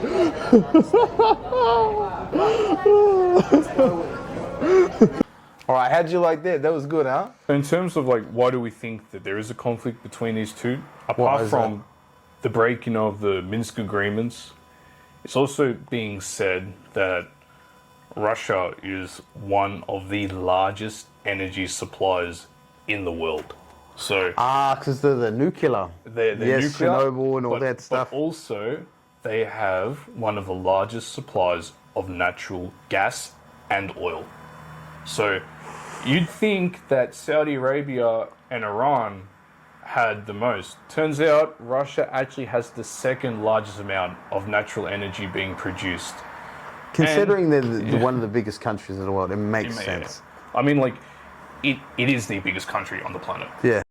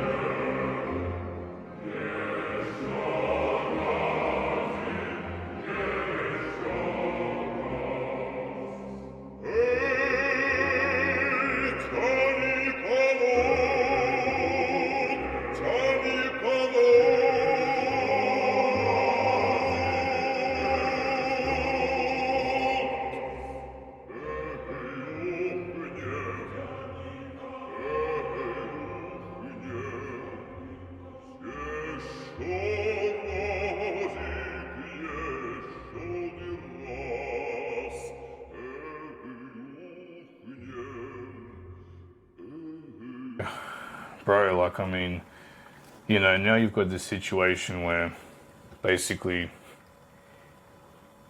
you know, you've got Putin, who's, from lack of a better word, illegally trespassing on foreign territory. It used to belong to Russia, not anymore. He's gone in. Welcome, NATO. Yeah, and he's just pretty much said, I'm going to take charge now because you guys had 8 years to get this shit sorted and you fucking didn't. So he's gone in, and now we're seeing a bloodbath. I think as of this point right now, 2023, March 27th, there's a total of, I think, 200,000 to 300,000 casualties altogether, bro. That's like Russia and Ukraine. Russia and Ukraine. And that's part of the reason why we had our moment of silence, because that's a lot of lives, that's a lot of families that are going to be missing their members. So yeah, we're not going to deny it in that sense. Putin does look like a bit of a cunt. Like he does. He's kind of but cunt, at the same time, you know, you can't resolve a sense of conflict. Yeah. When somebody won't move to fulfill the agreement that they have made. Do you know what I mean? Like it's very. He put Putin in a boat where he was like, you know what? It's either I make this move or I do not look good in front of my other competitors. You know. Exactly. And with that being said, I guess with the fact you've got 200,000 to 300,000 casualties, hundreds of billions of dollars worth of damage. Think some 10 to 15 million Ukrainians now fleeing persecution as refugees. So they're just traveling all over the world. And you've got like the countries basically being bombed and falling apart. It's come to a situation where, you know, this has in a way kind of divided the world, bro. Like, but before we get into that, I guess we just got to say, why do we think that there is a conflict between these two? So that makes sense then. I think Australia's like second or third. I think third because China's second. Yeah, but like this whole situation is like it's really coming down to the territory, the energy supply, and of course, in spite of all that, there's actually some other really deep, dark, and sinister part to why Russia is hell-bent on dealing with Ukraine. And this goes back to a certain part in history. It's World War II. There's a guy, you might have heard of him. He's called Stepan Bandera. He was to put it simply, you guys know who Mustache Man is. Hitler. Who's the mustache? The mustache man. Yeah. You know. German, by the way, not Russian. Just so you guys know. Yeah. Austrian born, migrated to Germany. Hitler is a German fella. He was the idol of this Stepan Bandera guy, who's a far right-wing Ukrainian nationalist. He's effectively a neo-Nazi. And when Hitler, in Operation Barbarossa, drilled in to Russia in World War II, this fella and his supporters were the first to side with the Nazis against Russia. And there's been a lot of beef. And even right now, whether you guys believe it or not, even after World War II, turns out they didn't kill all the Nazis, bro. Apparently, whether you guys believe it or not, check this out. Yes, Ukraine has its own far right-wing, fascist, white supremacist, neo-Nazi organization called the Azov Battalion. And guess who else was a member of that group? You heard of the fella called Brenton Tarrant? That's right. The largest mass shooting in the Southern Hemisphere, the Christchurch mosque shooting, that fella, he was trained by Ukraine's very own Azov Battalion. Who would have thought? Yeah. Well, wouldn't you think that somebody that's all about liberation be so hateful? It's ironic. The same country that talks about all this liberation in terms of progressiveness and for people to be more accepting of people, it's irony that a small majority and Nazis, bruv. And the irony is that the pinnacle of Nazis have been seen to be Russians throughout history. But the funny thing is that Russians are the reason why World War II was stopped. Yeah, you see, isn't it interesting how the media can just flip that? Like, not even 75 years ago, we have to remind ourselves that if it wasn't for Russia, we'd all be speaking German right now, bro. Yeah, I mean, like, it's kind of crazy. I mean, like... Sprechen Sie Deutsch? Yeah, I mean, if you like speaking German, you know, that's probably good for you then, but like... Yeah, super. I think like for the rest of the world, it was like, oh, well, yeah, I think I'll just give it to the Russians this time. So it's interesting how the world goes from relying on Russia to save the day, the unsung heroes of the Second World War, and of course America takes all the credit, no surprise there. Forget the fact that the Brits, the Poms, and Australia, the Slavs, and yeah, some Aussies jumped in too. Forget the fact that the bloody, you know, Brits and the Russians came in.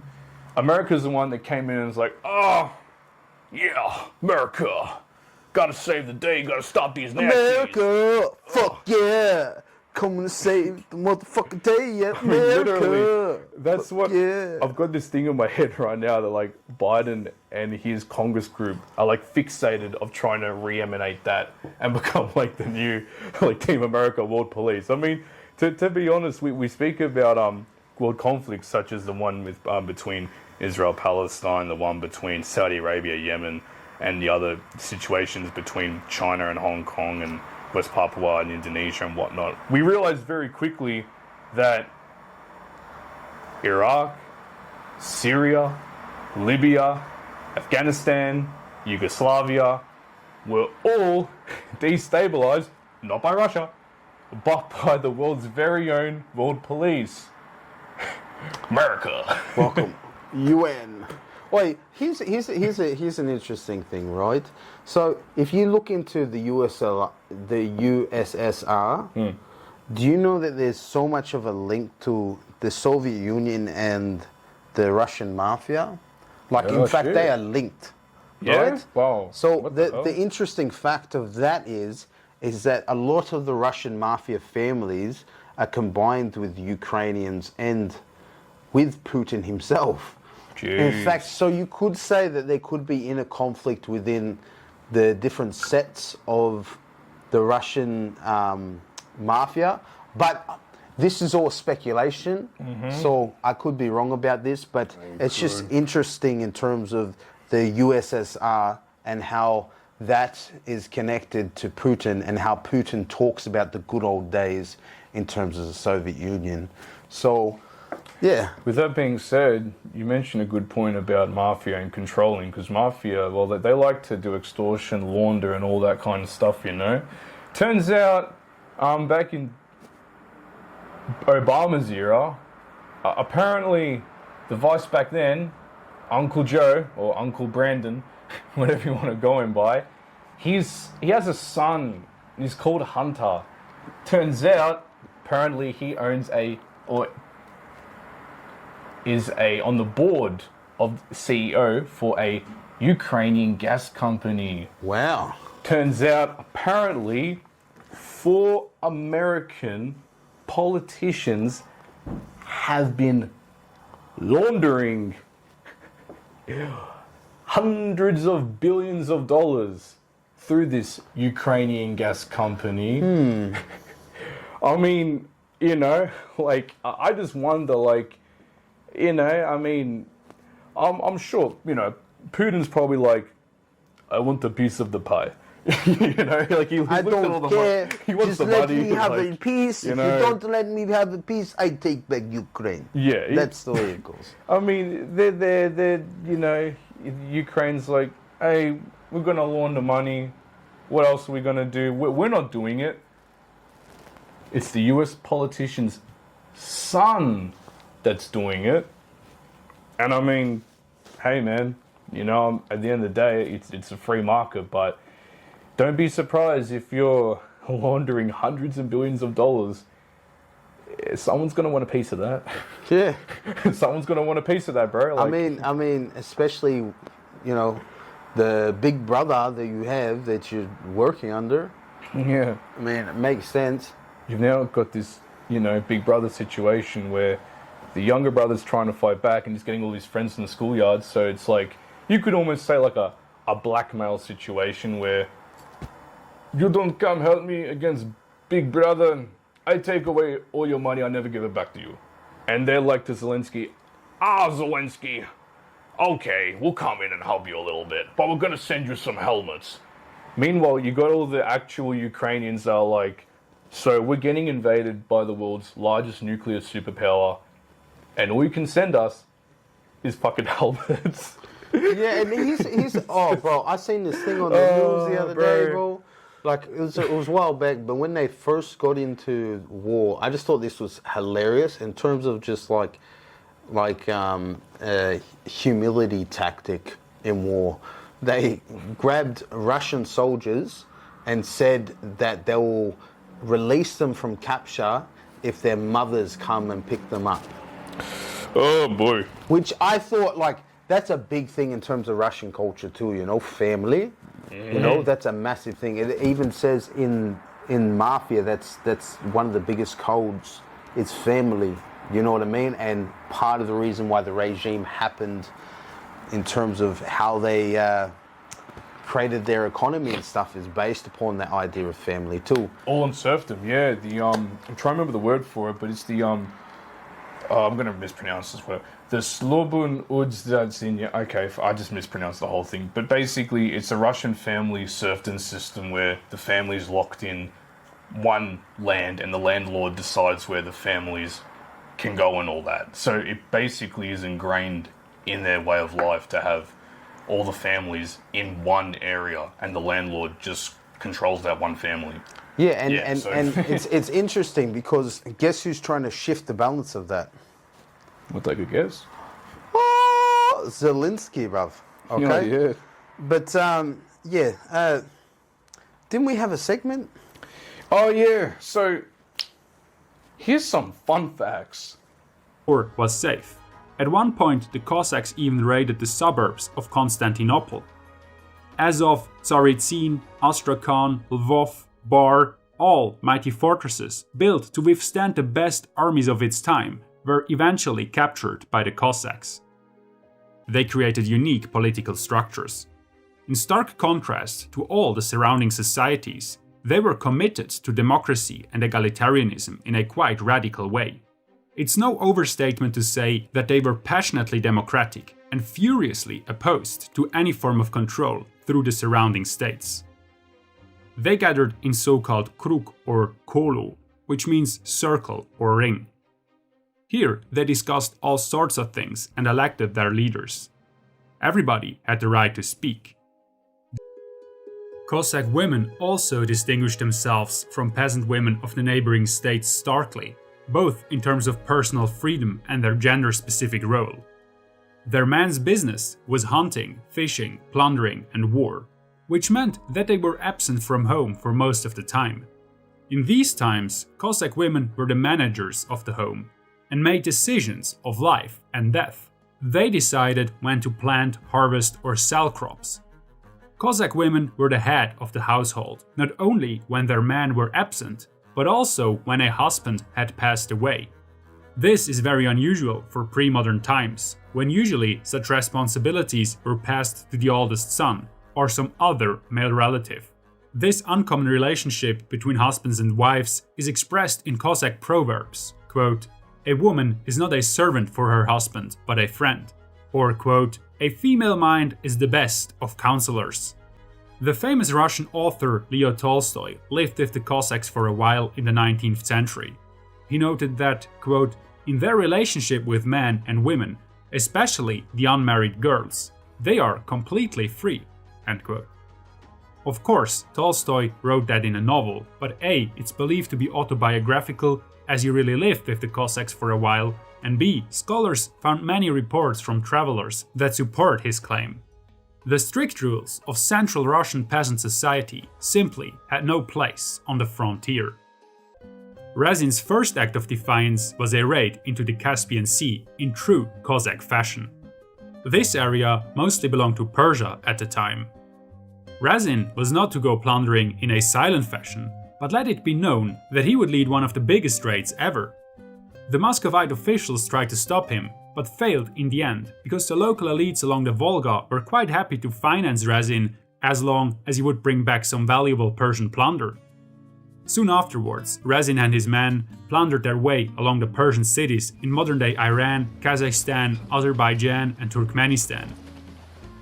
Razin's raid into Persian territories gives us some examples that make clear what the Cossacks were really like. After sacking Baku, Razin and his men went on a drinking binge that lasted for a whole week. A Dutch mercenary wrote in his journals, quote, "They drank till they were all besotted." In the meanwhile, the Persians had drawn down several companies and all of a sudden fell on this rot and made a slaughter that the 12th part or little more were left alive. End quote.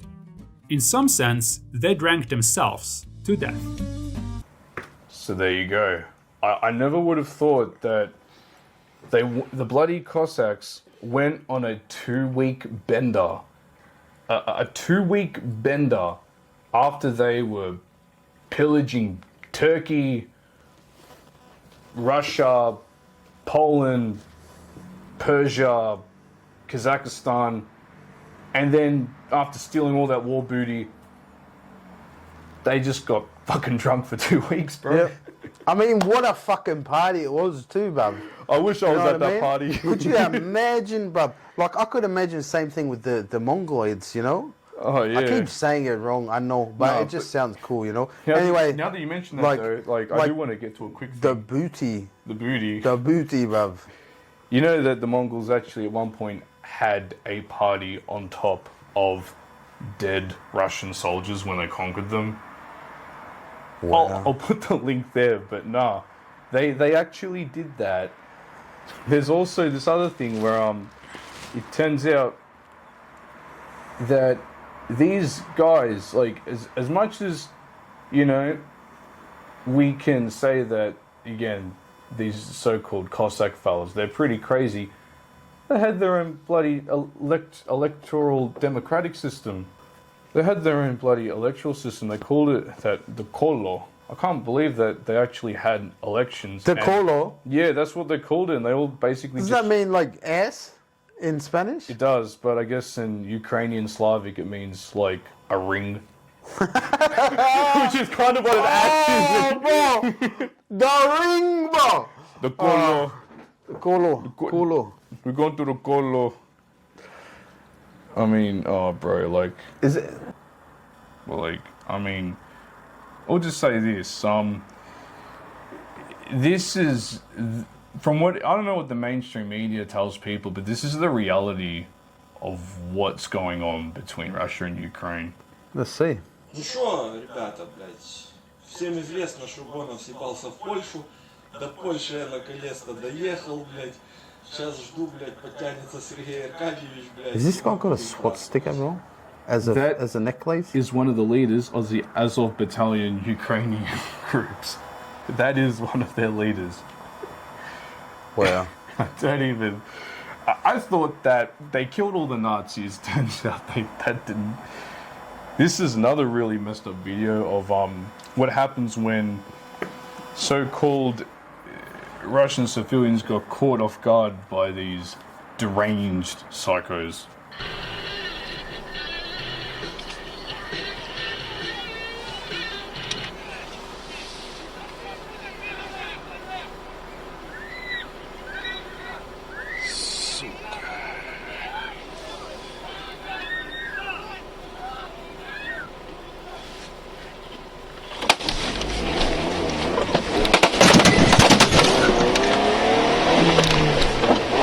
Gotta get the fuck out of Ukraine, man.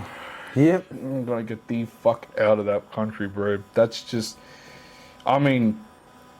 Don't get me wrong, I mean, there's heaps of footage. Yeah, like be safe in Kiev. Bombs just raining over people's heads, getting shot in the streets. Yeah, more of these... Yeah. Fucking. Let's see. This fella was captured by Russians. Имя, отчество. Проживаешь. Слава России. Слава России, слава России, слава России. So they're making him chant "Glory to Russia" after they probably tortured him after doing some heinous war crimes. So, you know, it just kind of just comes to show that, yeah, you've got a situation that is just it's odd because even fucking messy. It's just even it's interesting how like you see certain things on the media and then you see what the reality of the situation is, and yeah, I would love for people to write in the comments what they think about this information and whether they can contest it or show some more information that we have not highlighted yet. This is a letter written by the Cossacks to the leader of the Turkish Ottoman Empire. Okay. Oh, Sultan, you Turkish Satan, brother and friend to the damn devil and secretary to Lucifer himself. These guys. What kind of hell? Oh, what the hell kind of warrior are you? You can't kill a hedgehog with your naked ass. The devil shits and you and your army eats it. You son of a bitch, you are not worthy to have Christian son under you. We are not afraid of your army and we will fight you on the land and on sea. So fuck your mother.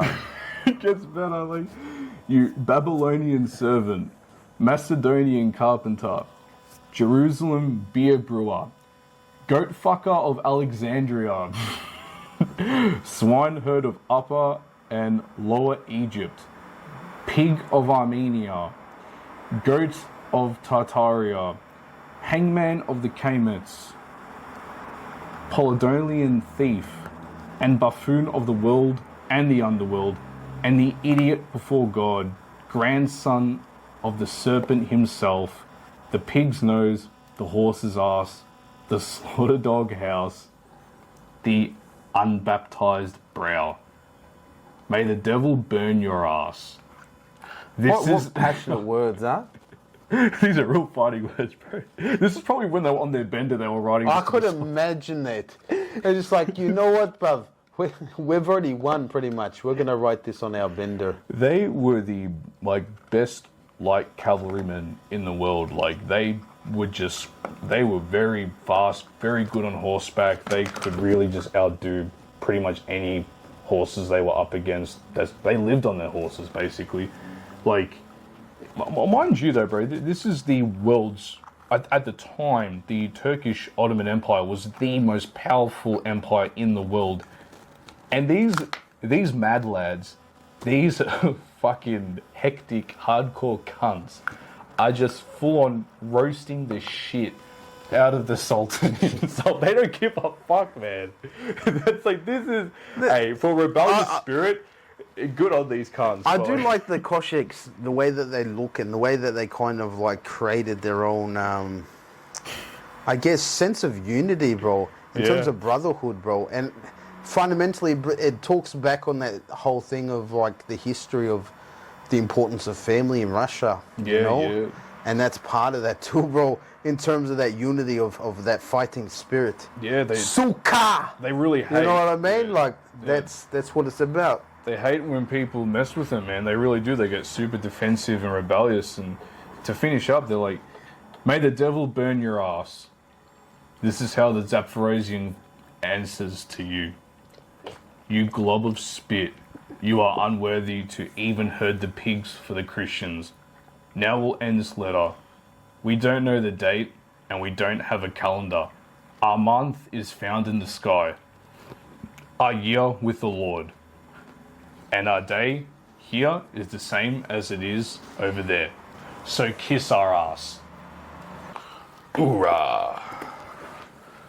So, you know what I've done in the meantime? In our break, having some discussion. We got here the Russian flag That's a lame flag, bruv. Well, I used a colouring pencil to do it, so... Yeah, we're limited supply here. We're very broke. So please send in donations because we could use them if you like the content. Russia and Ukraine's flags. Yeah. And this is what it's going to end up being. Ooh. Ooh. Is there going to be unity between the two? I think what you're going to happen is maybe it's a bit more of probably these. Yeah, because technically it's Big Brother, right? Yeah, so, I mean, well, it could be. It could ooh. Uh-oh. Oh, wait a minute. No, sorry, too late. You know what? We don't really know. I mean, it's still... We don't know where things are going, but you know... That was probably because of the video he did of himself pole dancing in leather straps, or... Hey, you know what? That was part of the tactics to confuse the Russian masses. Scare them away. I like that. You know? Yeah, they're like, oh, you know what? We cannot capture him because he might do some gay shit. I'm joking, bruv. I'm sure. Right. I'm sure that the Russians aren't homophobes. Yeah, unlike, Nazis. Which is ironically... You know, it's a bit messy. It's a bit of a weird thing because considering the affiliation of the progressive movement, which is Ukraine themselves. Yeah, I mean, you see those people posting pictures of themselves on social media with the Ukrainian flag. I hate to break it to you guys, but this is something that just puts me off. Now, I get it. It's sad. Like, okay, Russians are dying. They're being sent in to fight. You've got, Putin making the big choices here. You've got Zelensky, who's trying to maintain power and self-preserve himself as the controller of his nation and keep his nation. Hence why he's going out of his way to, do some shady deals with the West, drag them into a war to help him because he doesn't want to die, and I'm sure he doesn't want to lose power. But it's not even necessarily Putin or Zelensky that suffers. It's the Ukrainian people and are suffering the most. Oh, I mean, potentially in any war, that is very much the situation. I think that, do you honestly think that these people, do you really think that... Yeah, whether they believe in the politics or not of their leader is that's the real situation of, I guess, the civilians, is that they are caught in the middle of this little inclusion thing of money. It's amazing. It's really sad because they're literally juggling with people's lives over fucking spare land, natural resources and such, and it kind of leads on to the question in which, how much damage do we think has been caused by this conflict, bro? Bruv, it's I wouldn't say it's irreparable because, obviously Berlin got rebuilt and all that stuff after World War II. Now, I'm not saying that Russia and Ukraine is like World War III, but potentially it's like the start that could be, considering of the ripple effect that we were talking about earlier.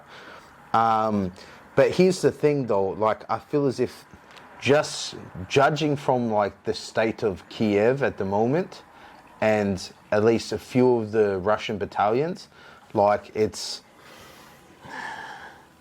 it's not looking good for Ukraine, especially for Ukraine's people.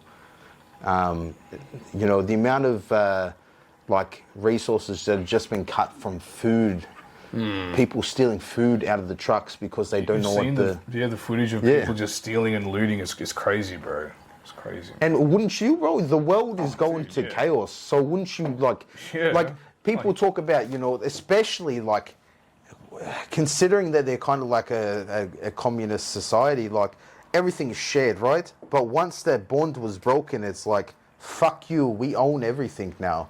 There's no sharing. It's I want to get mine for my family, and that's it. It's a dog-eat-dog world, and what pisses me off this more than anything is seeing these dumb fucking morons on social media chasing fucking clout through bruv. Using Ukraine as a way to draw attention to themselves. Look at these people. Yeah, they're so upset about Ukraine. I'm sure their stupid-looking outfits have nothing to do with why they're out there, right? Look, I painted my hand and put a seashell over my See how much I care? No war. I'm crying. Yeah, nothing says you're devastated like spending your entire day preparing for a fashion shoot on a sidewalk. What kind of people are these? No war in Ukraine. Now, that must be the vomit pail for everyone who sees through your bullshit.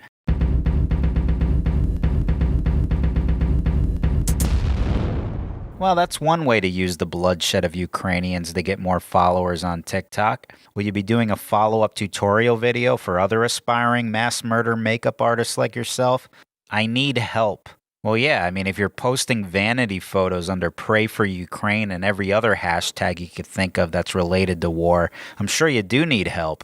At least you're aware you have a problem. I'll give you that. Can't say the same for this bozo. It's heartbreaking to hear what is going to happen. Yeah. Well, I'm scared of what's going to happen in Western Europe, too. Yeah. You know, you plan a trip, you want to go there. I want to go to Italy for 4 years. I haven't been able to make it because of the pandemic, and now this. Yeah, distraught because she can't go on vacation now. You know, it's like, what's going to happen there? You should call Ukraine and ask them to apologize for the inconvenience. Go for a cruise to the Bermuda Triangle instead. I'm sure they'd be glad to pay for it. Dear President Vladimir Putin. Now, this should be good. I'm so sorry that I was not your mother. If I was your mother, you would have been so loved, held in the arms of joyous light. Never would the stories plight the world unfurled. Now, you gotta stop this. You really shouldn't have recorded this. I mean, did you think this was gonna fall into the category of doing something? I mean, what did you expect to accomplish by this? You think he's watching this in the war room like, Mama, ты прав, мы захватим огонь сейчас. I cannot believe I was born too late. In a different place when I would have loved you so. Yeah. As I'm sure everyone, including me, is thinking about the situation in Ukraine. Are you? Because right now you're showing us a photo of yourself that you're trying to pass off as you thinking about Ukraine, when in reality it's you showing us your shitty tattoo. How do I know this? Because your arm is always positioned to perfectly display it in nearly every photo you take. Let's play Finish the Tone Deaf Virtue Signal. As an effort to help people in Ukraine during the Ukraine invasion, I will be having A. Food and clothing donated to each region of Ukraine starting tomorrow. B. Charity event to raise money for the people of Ukraine. Or C. A sale on my OnlyFans at 50% off for everyone in Ukraine. Now, if you chose C, you'd be correct. You'd also be in the majority, considering most people know that people who take mirror selfies with their phone covering their face have yet to be documented contributing anything to humanity aside from promo codes and hard-ons. I've been avoiding posting on Instagram. No, you haven't. I feel guilty. No, you don't. I feel helpless. No, you don't. Friends and their families are going through the worst days of their lives right now. There's nothing I can do but support them the only way I know how to. By sharing a photo of my ass on vacation on a beautiful day. What an honorable thing to do. I'm sure when the people suffering see this, they'll thank you for sharing a photo of you doing absolutely nothing you just said in your caption. Make love, not war. Well, that's a wholesome moment. You make love with your kid in the bed? Well, if that's the case, I declare war against both of you until that kid's removed from your custody. What's wrong with you people? How fucking shameless are you cunts? Why do you need Seriously. a model to promote this stuff? You're putting this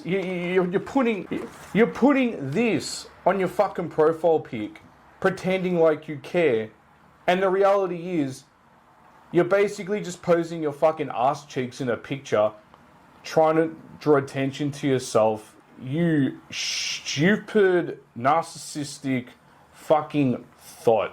Wait, Like, hold honestly. up a sec. Don't be that cruel, okay? I'm sure she has all the ideas in the mind to create fundraising programs for Ukrainians. Oh yeah, because like, potentially yeah. there was okay, in Australia there was this model that's posed her nudes to people online, and she gave all the proceeds of that to people that died in the bushfires and their homes were destroyed and all this stuff like that, right? Now, what you were talking about, you know, these models posing with their ass cheeks hanging out, promoting OnlyFans with a Ukrainian flag, maybe all their proceeds are going towards Ukrainian refugees. You may be. they're using it as clout and they're just trying to create and promote their own thing. You know, it's like, well, what if a Ukrainian soldier's feeling lonely? Like, oh, they support us. You know what I mean? Like, you need love too. I'll support the latter on that. I highly doubt these internet thots care about the suffering that the Ukrainian people have gone through. Seriously, you bunch of worthless, spoiled bitches, grow up. Seriously, like, there's people who suffer a lot more than you.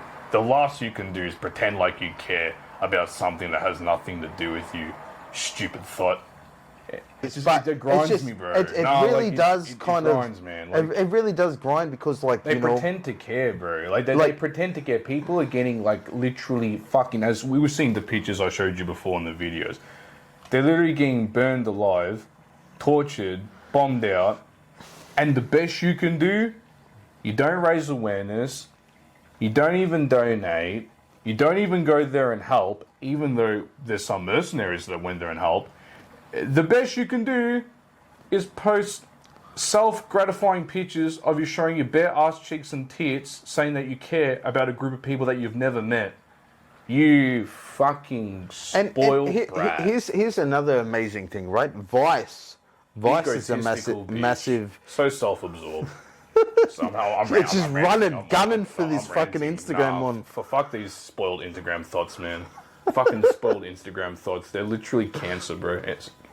So, I don't know how YouTube's going to accept this one. Okay, so even Vice did a documentary on Ukraine and, you know, the state of Ukrainians and just their food supplies and the state of the buildings and stuff like that. It's insane just looking at the reality of just staying in Ukraine right now, and the chances of you getting bombed is like 80%. It's not even 60. It's like 80% chance you're going to get bombed. And the thing is, like, if you are in Ukraine right now, and you know what, like, whether or not you're a patriot, if you are fighting in the war, fair enough, stay in your country if you believe that what you are doing is the right thing, right? But if you believe that you can get out and you can rescue your family by getting out, get the fuck out, brother. Yeah, get out. Okay, seriously. Because this is not your fight. You're not fighting for what you think you're fighting for. And I'm not saying that because I don't think you should believe in your country. I just think that the fight that you're fighting for is not for your country. It's for an economy that is Russian economy in the first place. But I'm trying to be non-biased as possible, you know? So if we're going to see stuff from the Ukrainian side, you could say that they have been a sovereign state for so long that they deserve to stay a sovereign state, considering that they have sovereignty for over almost 200 years. They've had sovereignty as a nation for approximately 30 years as a sovereign state, but they've been a client state under Russia for about 100 years. Yeah. So roughly 130. Yeah. So this is just a real quick one. So I just want to show just some images in regards to, you have the leaders on both sides of this conflict, right? So let me just get one of them up first. I'm just gonna give me a sec. I wish it was on a big screen. But yeah, basically, you have the Russian generals and the Ukrainian generals, and obviously Western generals, etc., etc. I'm trying to get a really good picture of it. Hold up. This is the current situation we have, where it's between, you have the Russian Minister of Defense, and then you have the ones helping out Ukraine. Now, talk about liberation. I'll say matriarchy in terms of defense ministers. Let me put it to you really simply. If I was Zelensky and the Ukrainian people, and I was told I was getting help from the entire Western world, the US and NATO, I'd be thrilled. Except when I look at this pic, for less than about 5 seconds, I figure out pretty quickly, holy shit, we are fucking screwed. we do not stand a chance in hell against this. Hey, you know, they we might... will not survive. No fucking way. You never know. I mean, you know, hell have, you know, what is it? Hell hath no fury. Hell have no fury with a woman's thorns, or something like that, right? I mean, I'll get another one. Potentially, they could be ruthless, bruv. You know what I mean? Like, I'm sure, like Ava Brown was ruthless too. Ruthless. I'll tell you right now, the only thing they're ruthless at is putting their fucking makeup on in the morning. And that is not directed at the entirety of the Western military. But seriously, if this is the best they could come up with, holy hell, I feel sorry for those Ukrainians, bro. They're gonna get fucking annihilated. And I mean, look, we've gone a bit back and forth between damages and all the suffering that this is causing and shit. I mean, like, you know, right now on TikTok, they've used a promotion app where basically you can promote for Ukraine. You can promote for Ukraine by doing a dance for Ukraine. And they've put on the caption, these are dances you can do to save Ukraine from Russia. Now, I'm seriously considering, are you delusional fucking morons trying to make fun of these people? They're literally getting slaughtered, and you think fucking dancing on TikTok like a fucking lunatic for 10 minutes is gonna save them? Are you out of your fucking mind? Come on. They're literally getting bombed, and all they can do is dance on TikTok, man. Like, I don't even know what to say, bro. I'm gonna crack this shit. Potentially, they could be fundraising through dancing. Yeah. And giving the proceeds to the Ukrainian people. Yeah, man, I'm sure. Or the CCP is taking advantage of the situation and is going, you know what? We're going to use this to spy on Ukrainian soldiers, help Russia out. Also, potentially, we could be using the funds that they get to fund the CCP. Because how much percent do they get? They get like 20% of whatever they make from the donations from doing this dance? Look, I mean, honestly, that they are as good as leading battle strategies as they are putting on their fucking makeup in the morning, man. Like, I mean, like, come on. Like, I mean, just how can we expect fucking whoever the fuck this is? Is that a dude or what? I don't even fucking know, man. I feel sorry for these people, bro. Like, seriously. Now, look, they're probably not the ones calling all the shots, but they're just the representatives that we see on TV. Yeah, they're the face. But in all honesty, like, I honestly would have thought that at this point in time, and again, first and foremost, they pretended to help Ukraine at first. Obviously, they just sent in helmets. They didn't want to cut in on Russia. Why? Because all of their trade for energy is with Russia, in terms of the European Union, that is. So, what happens when the Nord Stream pipeline blows up? Well, funnily enough, Russian soldiers actually had an organized retreat. They left parts of Ukraine, and as all of the Ukrainian forces started regathering, they started collecting all the broken Russian equipment and started making it their own. And this has extended the war.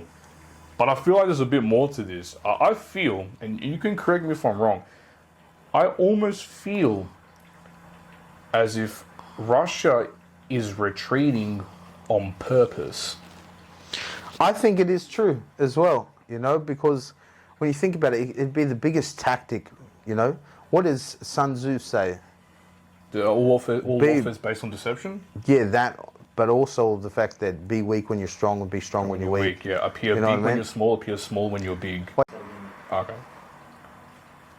You've got a situation where I think Russia, or Europe for that matter, could have ended this war within literally a month, if they really wanted to. Russia has the best hypersonic missiles on planet Earth.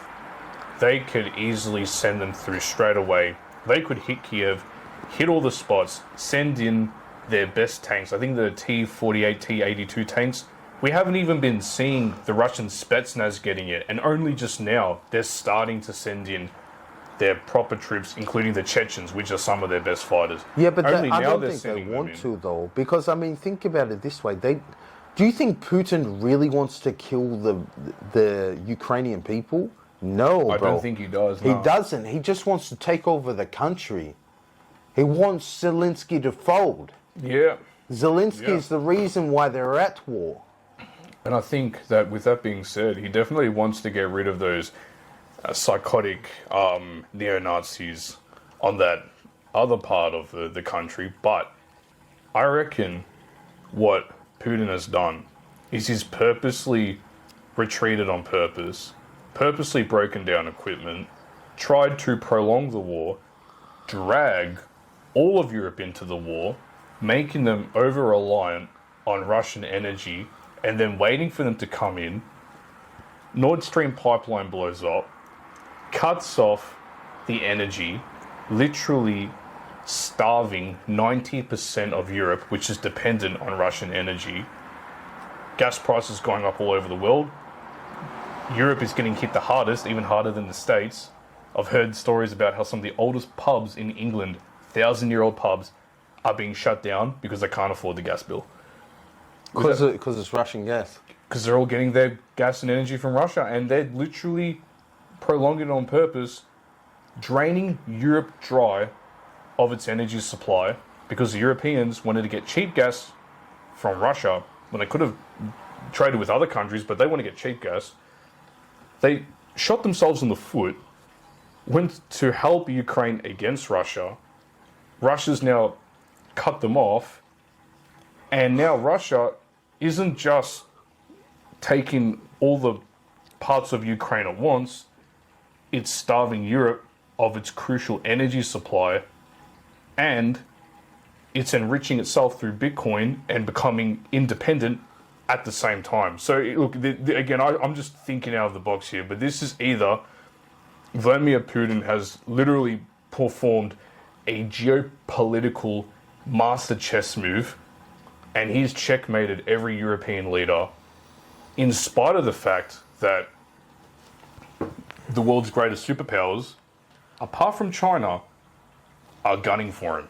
I think literally, like, what's really happening is that he could have ended the war, sent in his Spetsnaz, his super heavy troops, taken Kiev within a month, but he prolonged it, retreated, drawed Europe in, cut their energy, starved them out. Now Europe is even weaker than what it was before the war, and Putin can just take his time and carefully take Ukraine piece by piece, while also becoming self-sufficient and in the process. In the process. So, well, I think, look, if that's the case, then holy shit, like, tell me, who do you think is really responsible for this conflict, bro? And you know what? On that note, we are going to take you on a journey with our street interviews. So let's take them on the journey. Watch this.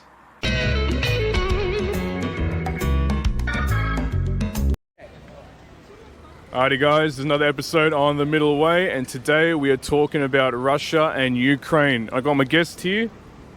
Cam? Tom, bro. Tom. Nice to meet you, man. Alright, so we're going to start off. Yeah. Alrighty. So tell me, Cam, what do you know about the conflict between Russia and Ukraine? So serious. Actually, I interviewed Russian people when I was in Japan. Oh, okay. So he say he have so many Ukraine friends. Yep. Ukraine friends. Ukraine friends. So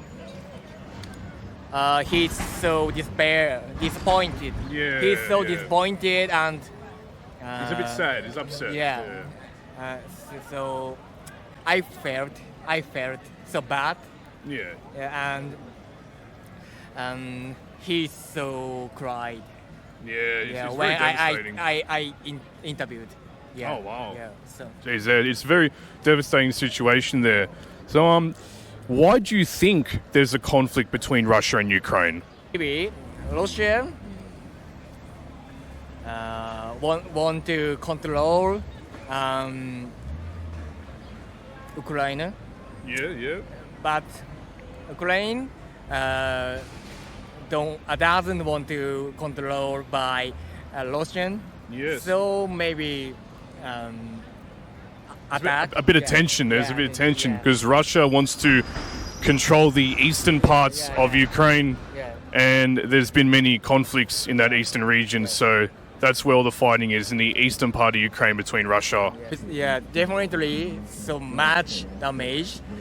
So I think the war should done as soon as possible. Yeah, I think. No, I think that we should be trying our best to make sure that the conflict stops. We definitely, people should be helping. I think that at the same time, we want it to stop. There's no need for bloodshed, and hopefully it stops sooner than later. But then again, a lot of people, they want the war to continue, Yes. So, who do you think is responsible for the conflict? The country's leader. Yep. They've both kind of done a bit of damage to each other, so... which other countries do you think will get involved in this conflict? USA now? Maybe Japan might get involved? Do you think? I don't want to do that. Yeah. Do you think China might get involved? Yeah. So pretty much the big one. I don't hope to join the war. Neither do I. No. Japan. Yeah. That's the thing, is that if the war continues, they might make us join. You might have to sign up. What about please? You might have to go to war. Yeah. No. I don't want to go to war. I don't know about you. I don't want to go. Yeah. Definitely. How about you? Do you want to go sign up? I wanna hope to be happy, everyone. Yeah, that's good. No, same here. We all want to be happy about it. What do you think will stop the conflict? Individual power. Yeah? Okay, no, that's a good way to look at it, actually. Maybe the most biggest power. The strongest power people is president, but maybe president can stop the war. So we should move each other. Some place, so many people do the demonstration for war, but a form of protesting, it's less. It's not enough yet. Exactly. I think that you're going to have to get a lot more people to protest, do demonstrations, and hopefully after the protest there'll be enough pressure for an individual party or government to step in and stop them from fighting. I think that's a good point. So maybe we have the power to stop war if we all move about that. Well, that's good to hear, Cam.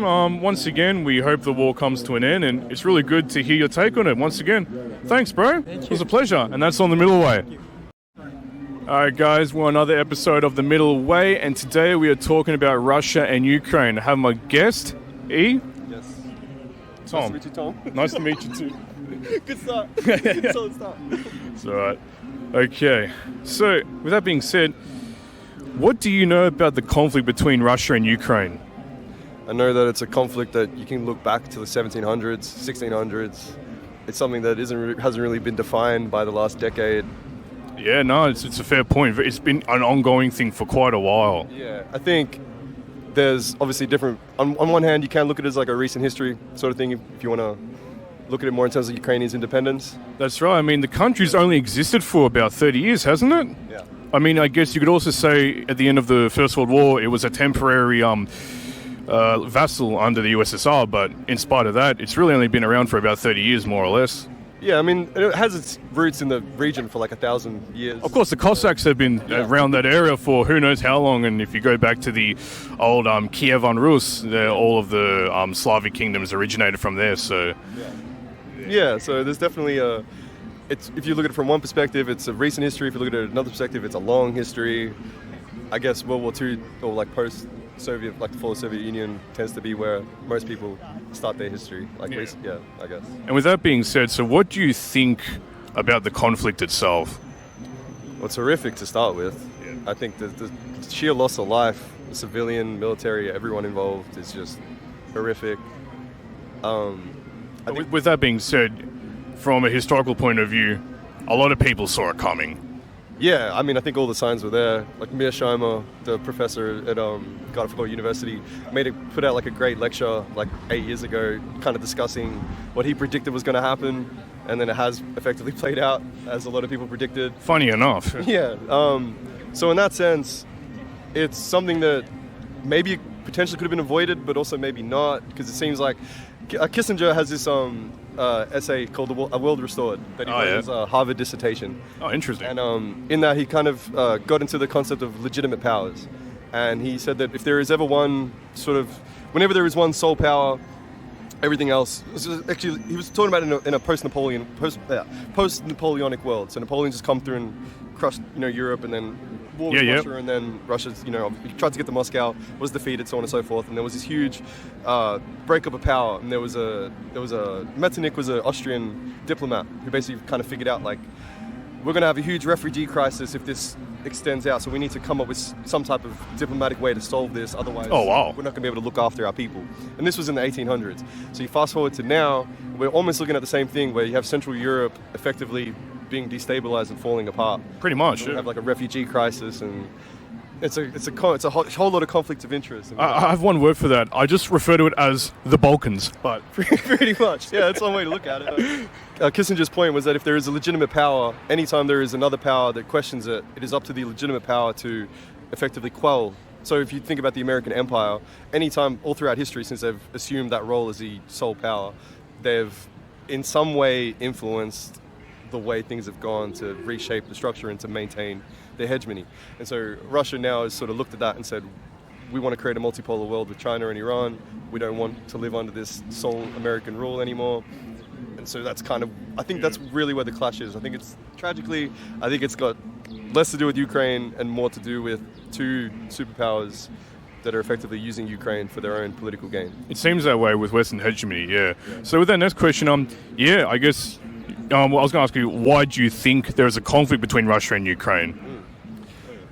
From the Ukrainian perspective, for them it's all about independence, it's all about national identity, it's all about preserving their culture. From the Russia perspective, I suppose you could put it down to wanting their own independent, like freedom from American potential influence. Who knows why? There's probably too many reasons why. It could be a possible border dispute, I guess, at least that's from the Russian perspective. Yeah, I mean, their whole claim is that like Western Ukraine is effectively Russian. Most people in Western Ukraine speak Russian. Oh, is it Eastern? I think isn't. Sorry, No. Western, yeah. Lviv would be, Western would be like Lviv and stuff. That would be more, So Eastern Ukraine would be more, Russian.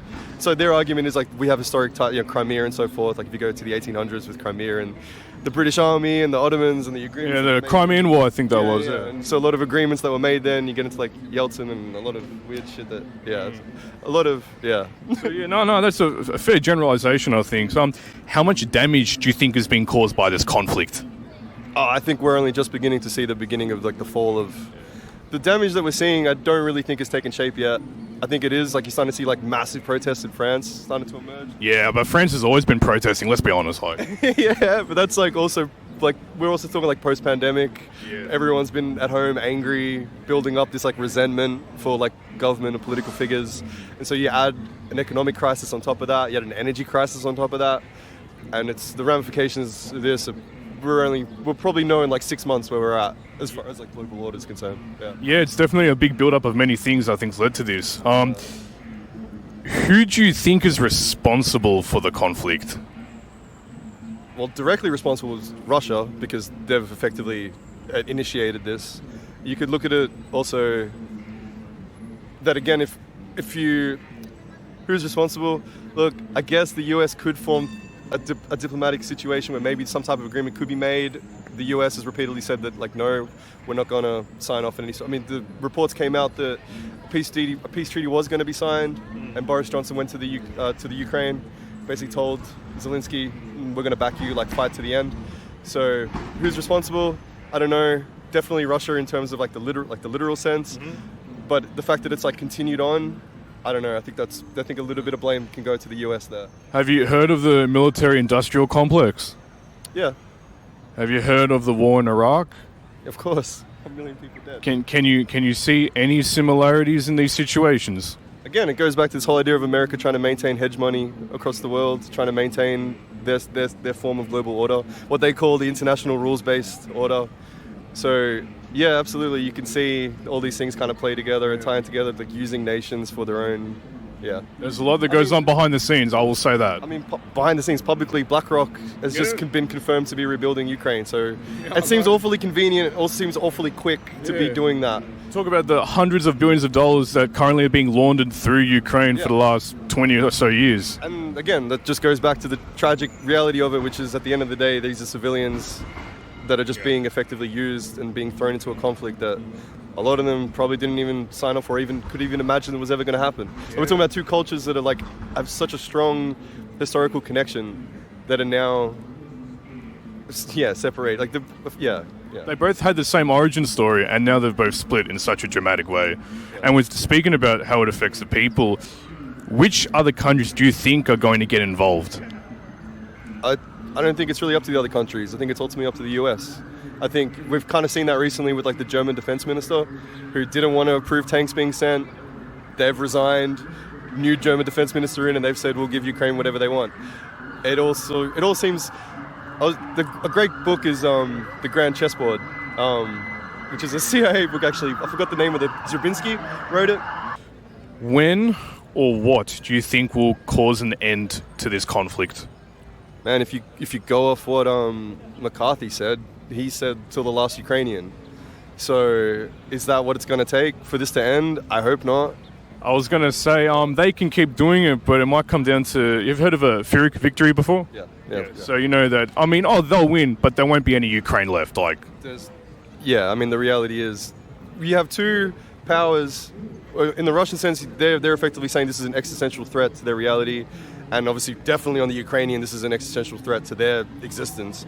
So in that situation, how does it end if it's existential for the both? It can't end unless, like you said, both. Either one way, it's going to end with an horrific loss of life. Which is the sad nature. We hope that they stop fighting, but at the end of the day, it's not up for them. It's not up to the people. It's up to the world powers that make the choices. They call the shots, not the people. I mean, even on the Russian side, we don't really know. You know, they're making trade deals like China where it's like, we'll sell you oil on the cheap. In return, you give us like a lot of like luxury goods, so on and so forth. Then, hey guys, it's Tommy here on another episode of the MiddleWay, and we are talking about Russia and Ukraine. And here we have Lena.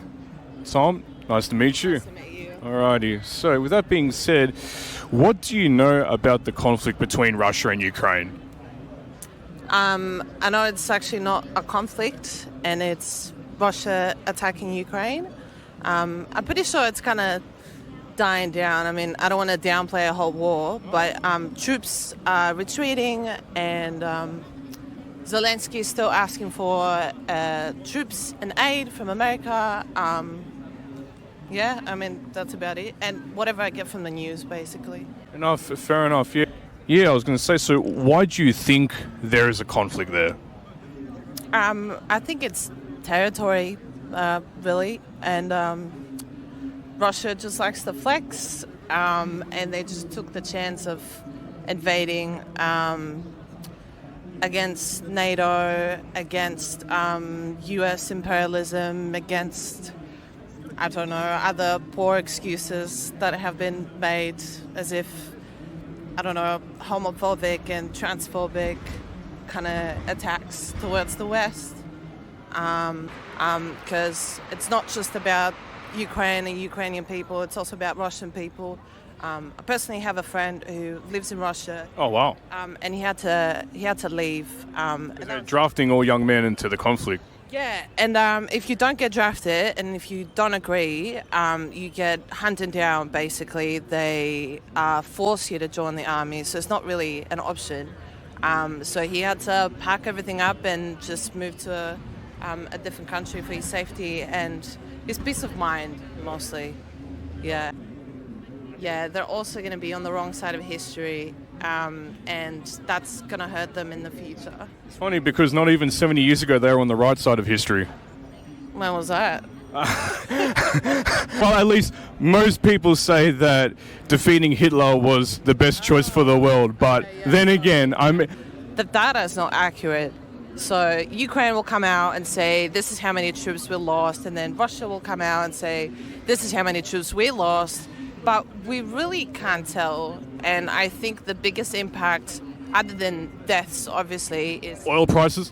Yes, and people moving out and people migrating and having that mass migration towards Europe. And So I think most people would. fuck the oil, obviously. Like, it's about the people. It's not about the oil. It's not about I mean, at the end of the day, like, just the suffering in general, that's just destroying. But of course, obviously the other effects also cause a lot of suffering on top of that. It's both got deliberate, aggressive suffering and then the passive, small effects that ripple around the world and cause more chaos. So with that being said, who do you think is responsible for the conflict? Is that a question? Look, I guess it's just want to know what you think of it. I mean, Putin is the big bad guy, right? And he's not... Big bad Russian bear. Yes, he's the one. But also, I think we should really have a look at how we treat conflict and how other countries like America treat conflict. Because America loves their guns, and America loves expanding their guns and giving away their guns. And hey, who wants some fucking guns? Like, we'll just give them away. So they don't really care. If they did care, they would come up with a better plan. They would. Oh no, they're giving them helmets. Did you hear about that? Oh, that's fire. Okay, you're nice. I bet the Ukrainian children that have to move out of their houses that getting bombed, they love helmets. Yeah. I mean, he'll keep asking, but they'll just keep giving him helmets. That's just the unfortunate situation. You know, I mean, you would think that they would have actually, I don't know, maybe given them like proper support, not just like. Helmets will do it, my guy. Helmets and like a couple of guns or something, and then like just a couple of Russians. Like outdated AK-47s from the Cold War era from Eastern Europe. Yeah, they're just sitting there. Why not? Just like give them away. It doesn't matter. Yeah. Which other countries do you think will get involved in this conflict? None. You think that you won't have maybe a great dragon or a bold eagle swooping down to jump in? No, it's 2023. Who the fuck wants to be in a war? Who? that is a very, very good question, actually. No one wants to have war. Like, why are we having war? You should be asking the politicians this one. Yeah, I know. I should be asking Biden or some shit, but I don't have his number, so Putin or Biden, one of them. Yeah, either. It's just very dumb. What do you know about this conflict between Russia and Ukraine? Well, I watch it. I watch the news and current affairs daily on Australian, British, and American television. So I've been following it fairly closely since it started last February. Oh wow! Yeah. And it's quite appalling what's going on there. It's very sad. Absolutely. I mean, it seems like a completely unjustified invasion, and we don't know what the purpose of it is. And whatever the purpose of it was, what almost certainly won't be achieved, because the place is much of it's in ruins.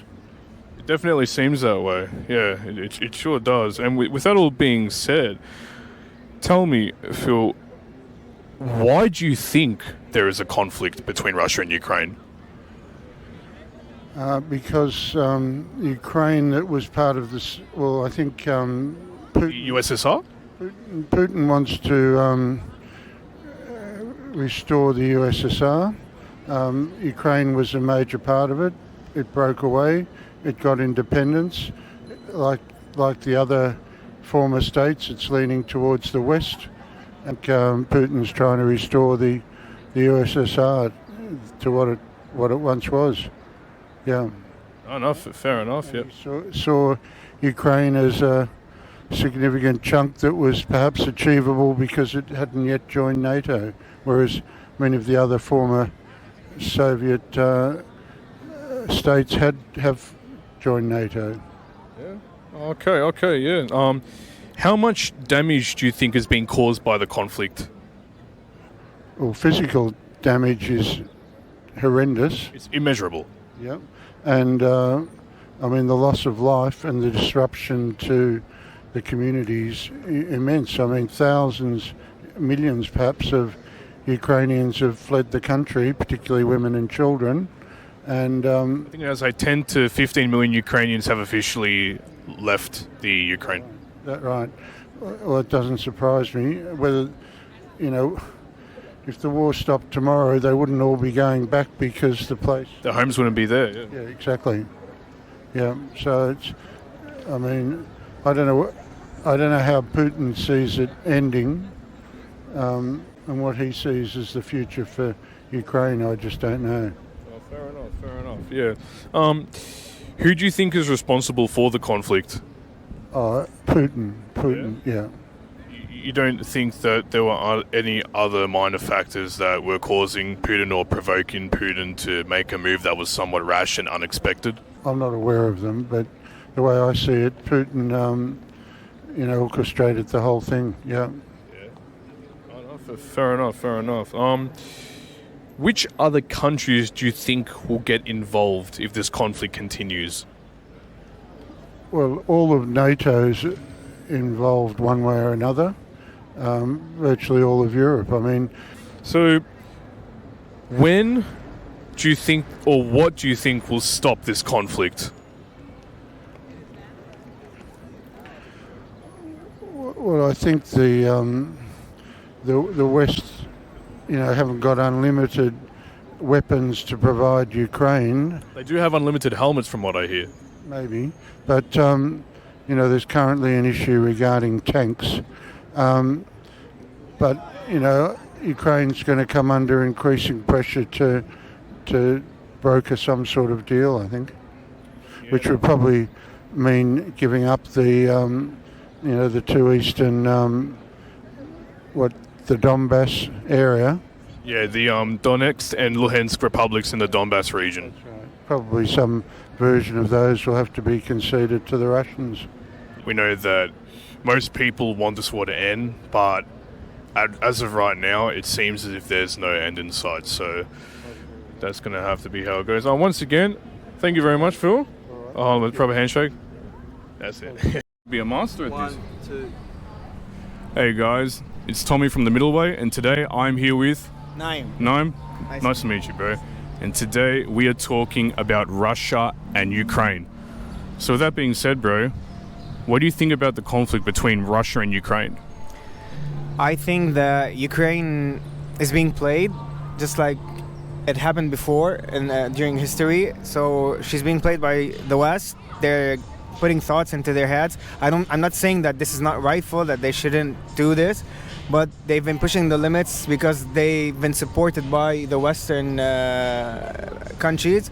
And at some point, just like it happened before with Northern America, the West is going to stop giving them help, and they're going to be all alone in front of this huge country, which is Russia, and they'll be helpless, and the people's going to pay for it. So this is going to happen. It happened before with South America. Yeah, it did, yeah. With the Turkish, when the Turkish nuclear weapons were, I don't remember the country, but I know that it happened with Fidel Castro. And which country was that?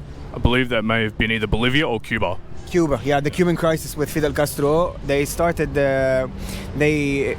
U.S. started encouraging Cuba to revolt until they stopped helping them against the Soviet Union, and Cuba, well, yeah. Yeah, it fell. No, it's a good point. Like, from the most part of it, we're getting a very mixed opinion on this issue. Like, it seems very much so that, for the most part, you have everybody living in predominantly Western countries have the whole anti-Russia stereotype, which, is just, again, because they've invaded another country, they must be the bad guys, so to speak.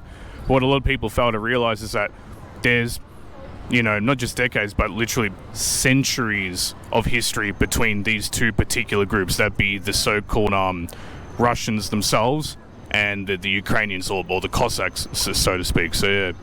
Yeah, exactly. And just let it be known that I'm not saying that what Russia is doing is rightful and they have the right to do this. Yeah, of course, yeah. I'm just saying that look who you're against before you go into war with them. See if the people's going to pay for it or not. Don't don't depend on the U.S. and the Western countries to help you, because at some point, when their interest is not in line with your interest, they're gonna leave you. So, yeah, with that being said, why do you think there is a conflict between Russia and Ukraine? To my knowledge, I think that this is because of Putin has been longing for the return of the Soviet Union for a long time, and the Ukraine was historically part of the Soviet Union, so he wants it back. And they have the what's it called, the peninsula. It's really important for Russia, and he wants it back. The Black Sea. It's the ocean right next to Ukraine and Russia, where they have Crimea. Yeah. Crimea. This is it. Yeah. So the Black Sea. Yeah, it's really important for Russia. So yeah, I think he wants it back, and he's starting to expand this, Russia. He wants the Soviet Union back. And in one of his speeches, he said that the biggest mistake that has ever happened historically was the solution of the Soviet Union. So yeah, I think he wants it back. How much damage do you think is being caused by this conflict?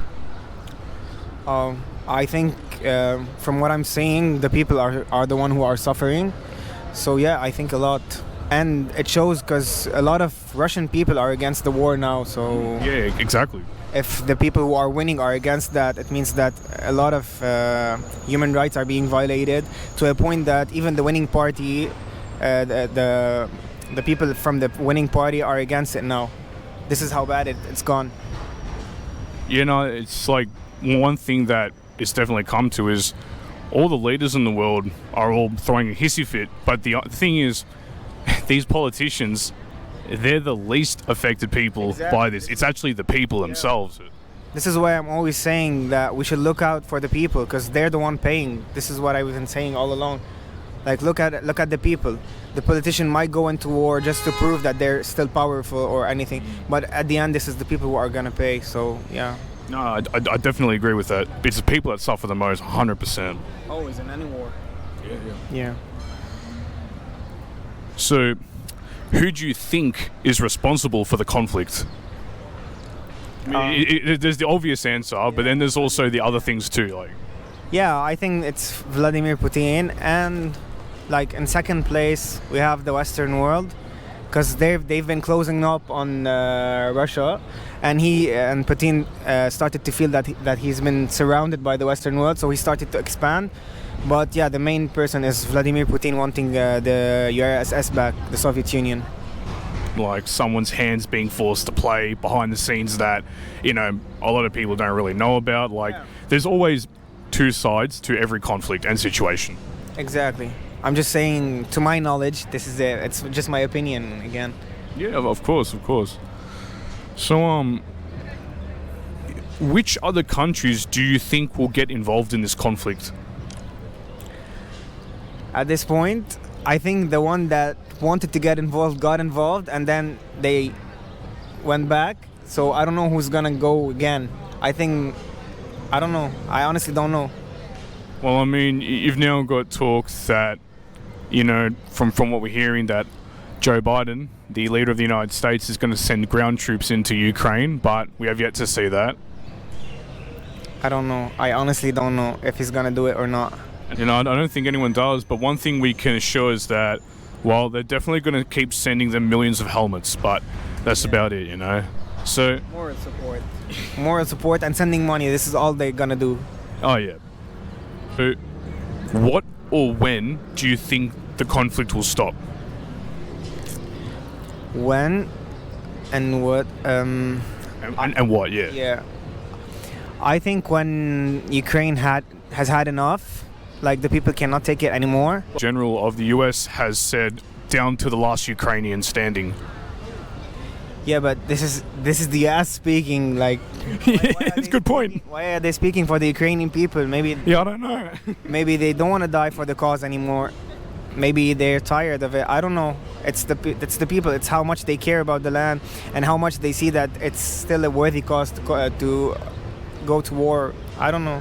Then again, I guess you just have to ask Putin is he going to follow through with that, or is he just going to take the parts he wants, or he may even push further into Europe. I guess we'll just have to wait and see, right? Yeah, exactly. Historically, most wars end in a super weird way when we don't understand what happened, because we don't know what's been happening under the table. So we'll see. You know, we'll definitely see. We don't know the future, but let's just hope that for peace and that, you know, this stops sooner than later, because the longer it is, the worse it's going to get. Yeah. Exactly. Well, Always hopeful. yeah, thanks, bro. Thank you so much. Sorry for cutting you off there. I just didn't know if you were going to say it's anything. fine, it's fine. I was just saying we'll always hope for peace in every country. Yeah, 100%. Cheers, man. Cheers. All right. Good on you. Hey guys, it's Tommy on another episode of The MiddleWay, and today I'm here with Jade. Jade, yep. Nice to meet you. Nice to meet you. All right, and we are talking about Russia and Ukraine. So, with that being said, what do you know about the conflict between Russia and Ukraine? I actually don't know all that much about it, besides that I am Team Ukraine. Oh, yeah? Yeah. I feel like they are probably don't have it. Well, definitely don't have as much power as Russia. So Yeah, they're definitely they're much weaker than Russia overall. yeah, definitely. And I think it's always good to be on the underdog side. Underdog person, you know, I'm an underdog person too. But yeah, it's not fair enough. They've in this situation they are really outnumbered. Yeah. Like, I mean, Russia is literally the largest nuclear superpower in the world, and they are very far from that. So it's pretty much like a big fish, little fish. Yeah, or big brother, little brother. With that being said, so why do you think there is a conflict between Russia and Ukraine? I'm assuming it's because Russia want power over Ukraine. That's all I really know about it. I've watched a few podcasts about it that have been dumbed down for me. Basically that Ukraine wanted to be independent and Russia's kind of saying no and not letting them go. Yeah. Yeah, that's all I've really heard about it. No, fair enough. Like for the most part, you're pretty spot on. Yeah. Like, to add some context, yeah, like, as of like the last 30 years, Ukraine has been an independent nation. Basically been like a separate it was only like just a part of Russia for just about like the last few hundred years or so, but they were basically just a group of what they refer to themselves as Cossacks, which are basically just a group of wandering people that lived around that area of Eastern Europe. Yeah. And at times, like, you know, they were literally independent from Russia, and then over time, bit by bit, just like with every empire in the world, you know, Russia grew bigger and bigger and eventually just absorbed Ukraine. A border dispute. Yeah. And they're just trying to take the eastern part of the country, which was at one point under, you've heard of the Soviet Union? Yes. At one point it was all part of like Russia and the Soviet Union. So how much damage do you think has been caused by this conflict? A lot. Well, especially for Ukraine, a lot. Immeasurable, yeah. Yeah.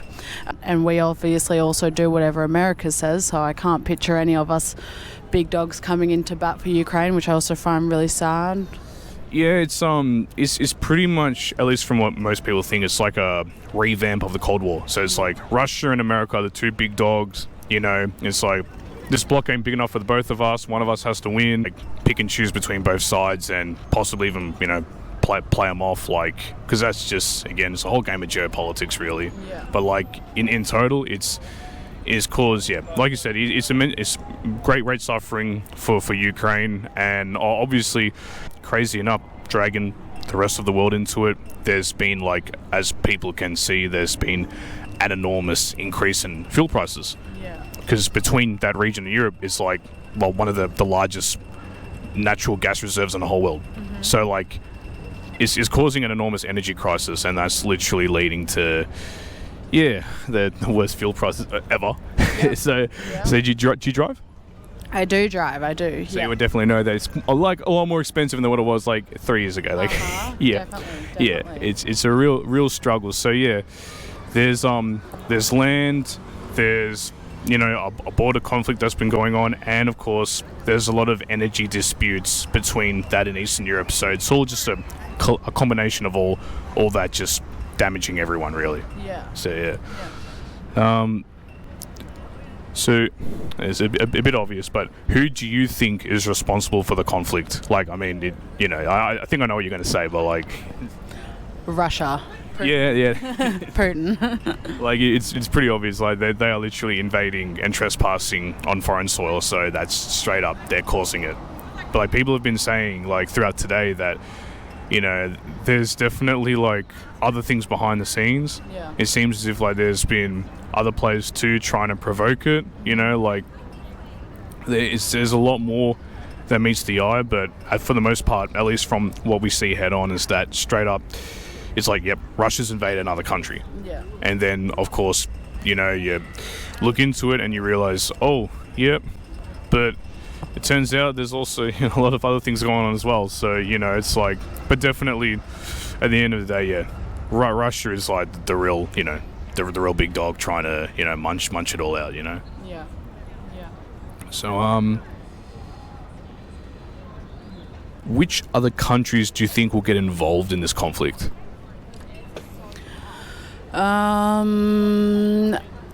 I'm not sure. I'd actually be really interested to know what countries would step up for Ukraine. I feel like not many of the Western countries probably will. You feel like they will step in? That they won't. Why do you think that? Because I don't think America would ever stand up for Russia, and I think America kind of leads what the rest of us do. Yeah, like they have that saying that whenever America sneezes, it's Australia that catches the cold. Yeah. So like you've got a situation where basically whatever they say goes in a way. Mm-hmm. Yeah, definitely. And I think I'm not 100% sure, but I've very interested on when this happened, well, still happening to another country, but a lot of smaller countries tried to step in and they lost. So I feel like if anyone did try to help Russia, it would probably be a similar thing. Yeah, I just find it really sad. It sucks. Yeah. Unfortunately, I don't know much more about it, but yeah, I don't want to be pessimistic or anything, but I almost try and stop reading too much into it because I just kind of get to a point where I'm like, I don't know when this is going to end or see an ending, so it's just... Hey guys, it's Tommy here from the MiddleWay, and today I'm with... Will, nice to meet you, man. Nice to meet you. And... Aled. Nice to meet you too, bro. Nice to meet you. Alrighty. So, we're talking about Russia and Ukraine. So, first off, tell me, what do you know about the conflict between Russia and Ukraine? What I know is simply that Russia, that part of the world that we call Ukraine, I believe used to be part of the USSR. That is correct. Yeah. And Russia now is attempting to reclaim that area. I think they claim that it deserves to be reclaimed by Russia because it's struggling without Russia. Like, it'd be better if it was part of Russia, like that whole part of the world. So like the thing between is that Ukraine is said to be the most politically unstable country in all of Europe. First, it's actually more unstable than Bosnia and Kosovo. Right. So like it's definitely a very unstable country. Okay. And on top of that, yes, things have been building up, and now Russia is moving in to claim back so-called former territory. At least it's what is being said. Yeah. So yeah. What are your thoughts on that? Yeah, I don't really know all the details, but I do know that NATO is involved and the US is involved, and I feel like maybe they even possibly instigated it, and then the Western media has blamed Russia. Not that Russia's the good guy, but I don't think there's any good guys in this, but I feel like there's... That's true words have never been spoken. There's no good guys in this game. Yeah, exactly. But yeah, it's about like world political domination, and Ukraine's like a piece of that. But it seems like Ukraine's also kind of like a puppet government from the US, because there's like deals with like Joe Biden and yes, all that kind of stuff. So a missing laptop that goes around, and that, yeah, exactly. Yes, $100 billion just disappearing in the blink of an eye. But anyways, to the next question. Yeah, I think there's a lot to it. I think it's to do with the world economy as well, and there's a lot of things happening behind the scenes that we don't know about. And I think even the US versus Russia, that's not even the whole story. There's even powers beyond that, like the Cold War, yeah. Cold War, Federal Reserve, like whoever owns the currency of the world, the economic situation. There's something happening there. Pieces being, played, and big stuff coming from that. So I think it's going to lead to many other things. Yeah. No, 100%. It's definitely got to be. Put it this way, like on the Channel 9 News, you got well, not anymore, but Tracy Grimshaw. She's just going around saying that they just want to take back land, but pretty clear that once me and him started digging in a bit deeper and diving into it, there's definitely a multitude of reasons why. It's a lot more than just trying to take a little bit of land. What are they? Oh well, look, I could get into it, but you don't want to get into it? No, I can tell you if you want to hear. So there's definitely a dispute between territory. There's definitely an ongoing conflict since 2014 where so-called tens of thousands of people have been murdered in the eastern part of the country, and Russia does not like having massive amounts of refugees on its border in regards to what used to be former territory. Right. And of course with that there's definitely so-called possibly puppet unbiased there's possibly the leader of Ukraine has been laundering many hundreds of billions of dollars from other world players, and Russia. It makes a lot of sense because Russia stands against so much of what the modern world likes. It definitely does, yeah. Oh, believe me, like there's just pretty random thing, not to get into too deep, but like I saw a meme and it had that like France knocked down 100 churches in 10 years, Russia built 100 churches in 10 years. Yeah. So anyway, but yeah, Russia seems to be just doing its own thing, and the world is doing something else. But either way, another reason is that there's a so-called energy crisis, and in Ukraine. And yes, in Ukraine, and also now the whole world is now going through a massive energy crisis, and Russia produces one of the largest amounts of energy in the entire world, and with it being affected, we can clearly see petrol prices are literally skyrocketing. So regardless, those are some of the reasons that there might be a conflict between those two. Yeah. Next question. Yeah, so how much damage do you think has been caused by this conflict? Damage where? On who? Overall damage, just everything, like everything as a whole. Like it's a very broad question. Look, for me, I'm a religious person. I believe nothing happens by coincidence, and I also would like to state that more so I believe that if something does happen, it's because it must happen. If not, something worse would have happened. So wars and things like that are inevitable in this evil world. And look, I'm not gonna say I know the amount of damage it's done to the people of Ukraine or anywhere else in the world, but I know that it's serving a greater purpose, like in terms of humanity before God, like us learning and knowing things, which is sad, but it is what the outcome of something like this has. God knows best. Yes. Military industrial complex is a big part of it, to play this power game, and I don't think we know the names of these people, but whoever controls the wealth of the world is controlling this. Which other countries do you think might get involved in this conflict? Which other countries might get involved? Well, as my brother here said, I think NATO is already pledging allegiance to Ukraine. Yep. I think China and Russia have recently talked about joining currency.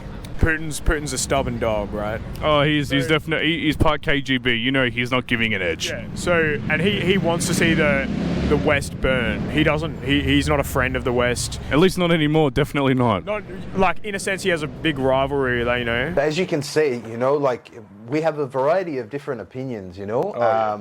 It's very vivid, but I think the main focus of what a lot of people are talking about is based upon Western media.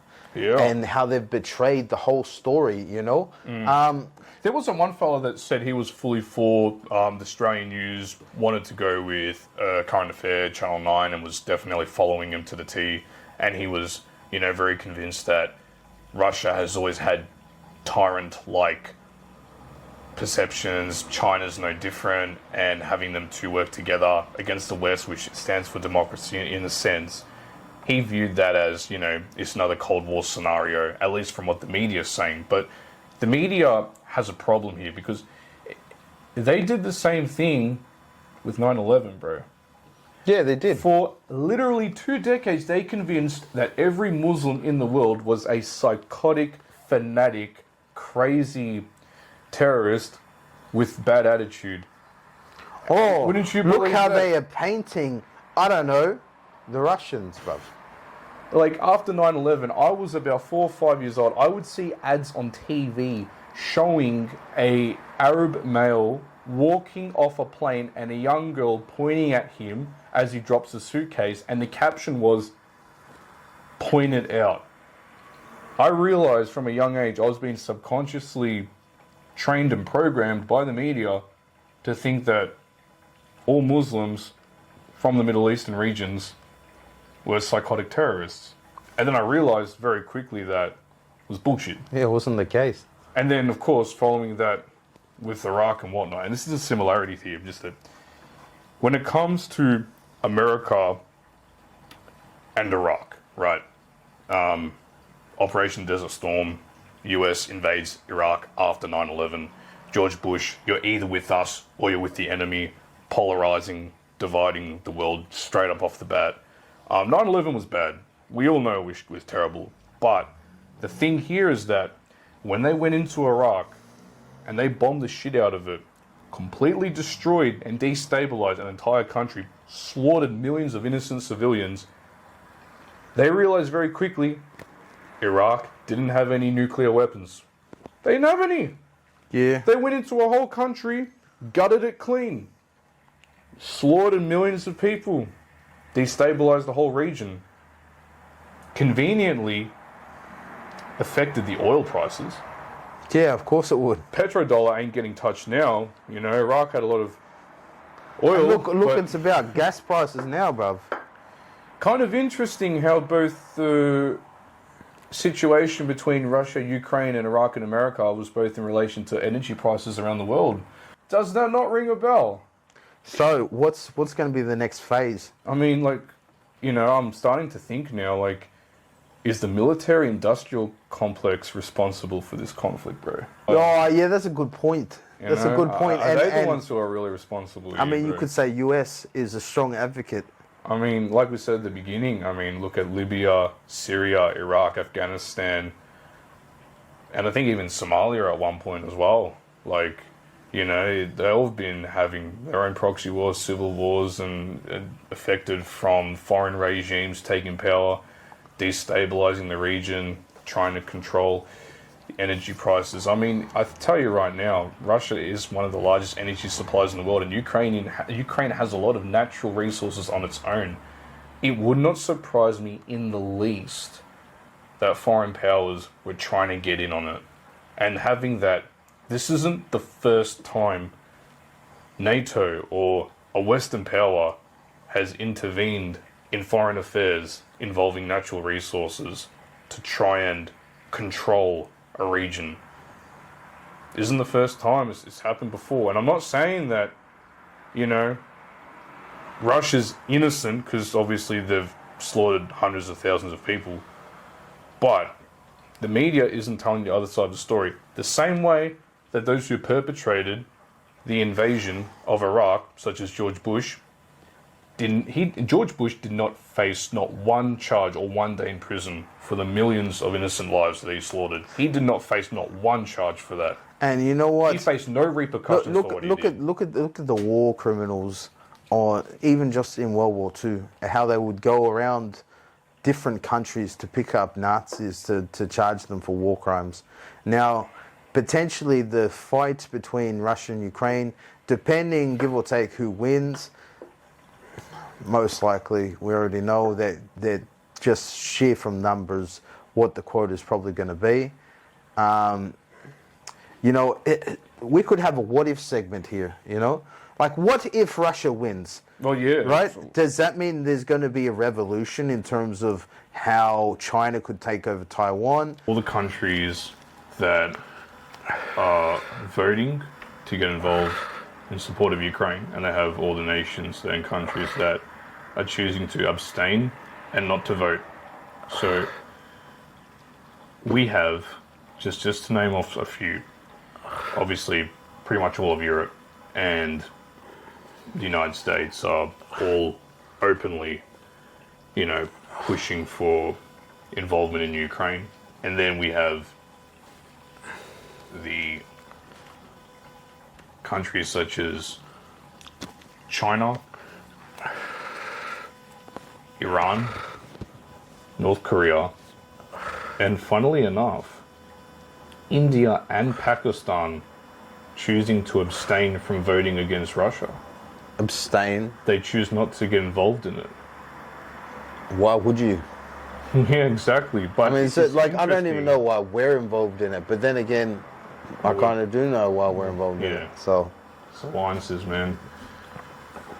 Where America sneezes, Australia catches the cold, bro.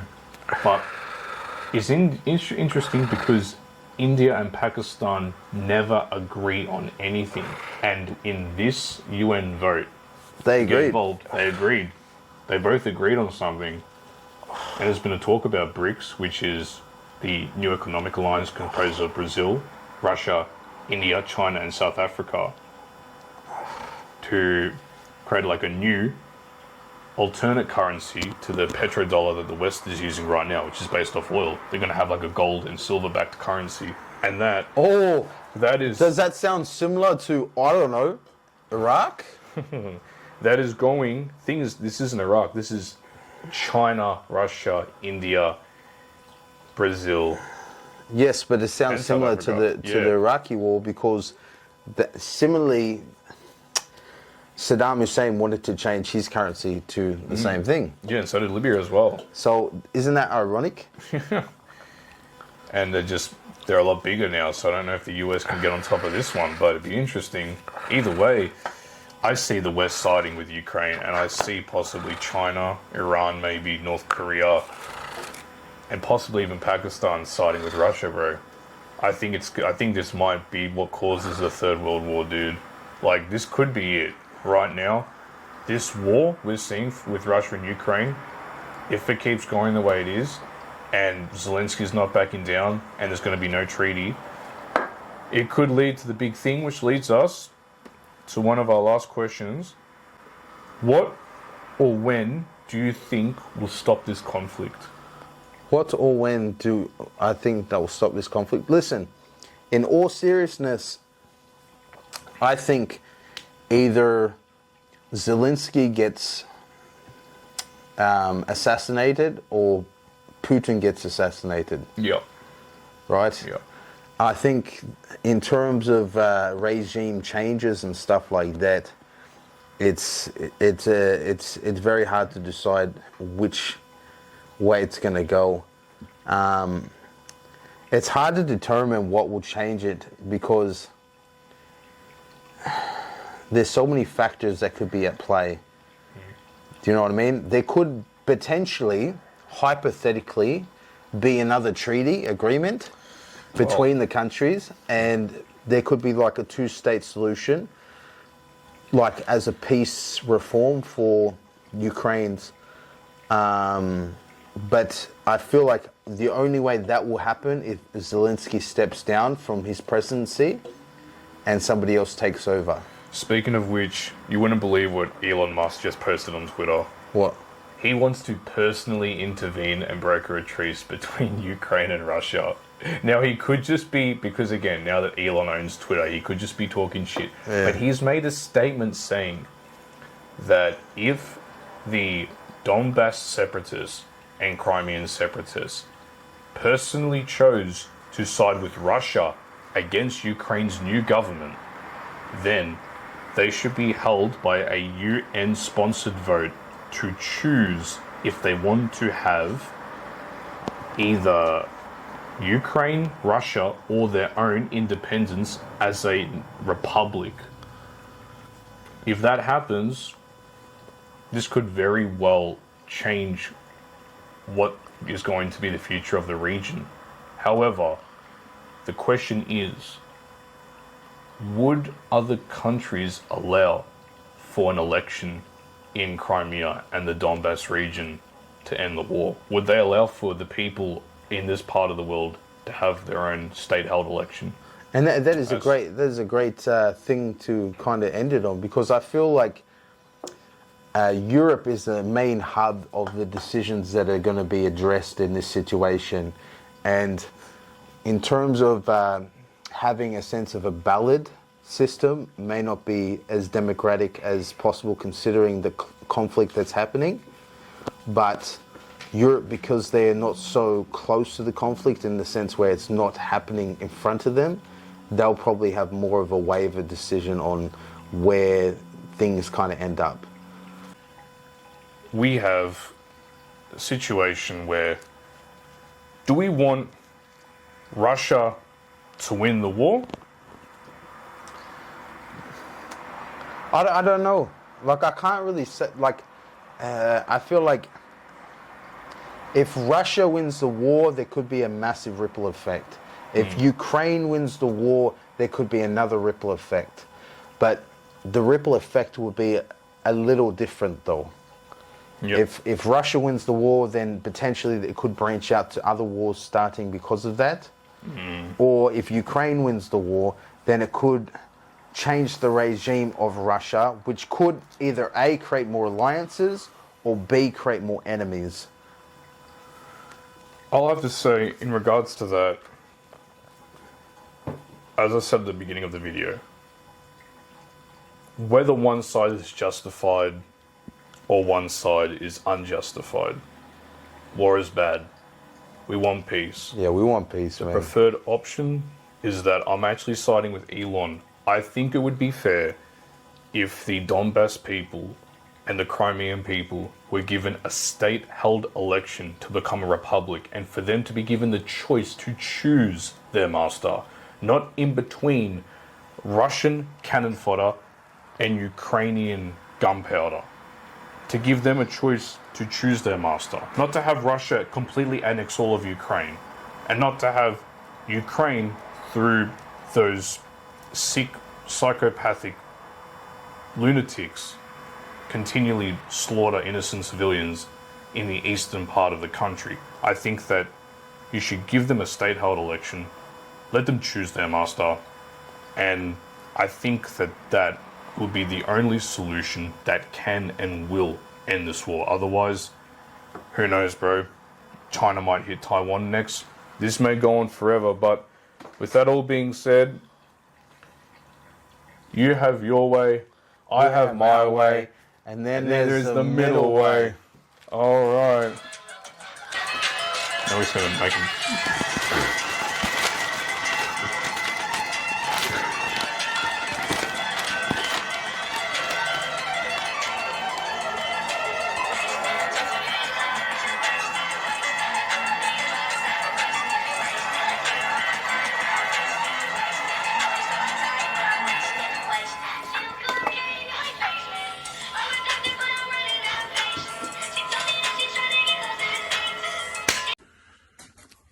Hey guys, Tommy from the MiddleWay here. We just came to the end of our episode, and of course, you know, like we were saying, this topic, it was definitely a pretty big one for us.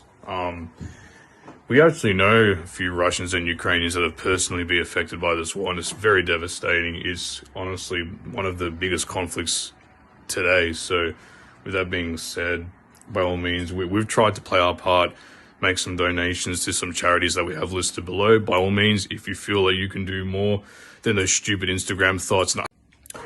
So yeah, if you guys are feeling generous and definitely want to contribute and help out more, by all means, feel free to click the link below and make your subscription and donate if you feel like you can do more to help this issue and save many people's lives and contribute to ending the war and relieving them of their suffering. We greatly appreciate it, and we hope you guys stay safe, do well, and let's hope, subscribe, and by all means, leave a comment and let us know how you feel, and by all means, make peace, not war, make love, not war, and What are from Somalia? Bruh, bruh, bruh, bruh, bruh, bruh, bruh, bruh, bruh, bruh. oh, We just got attacked by a pirate. Fuck. Hold on. Hold on. Well, we're back again. Oh. Don't worry. He doesn't. He doesn't know how to swim though, so he can't come after you in the deep waters. No way.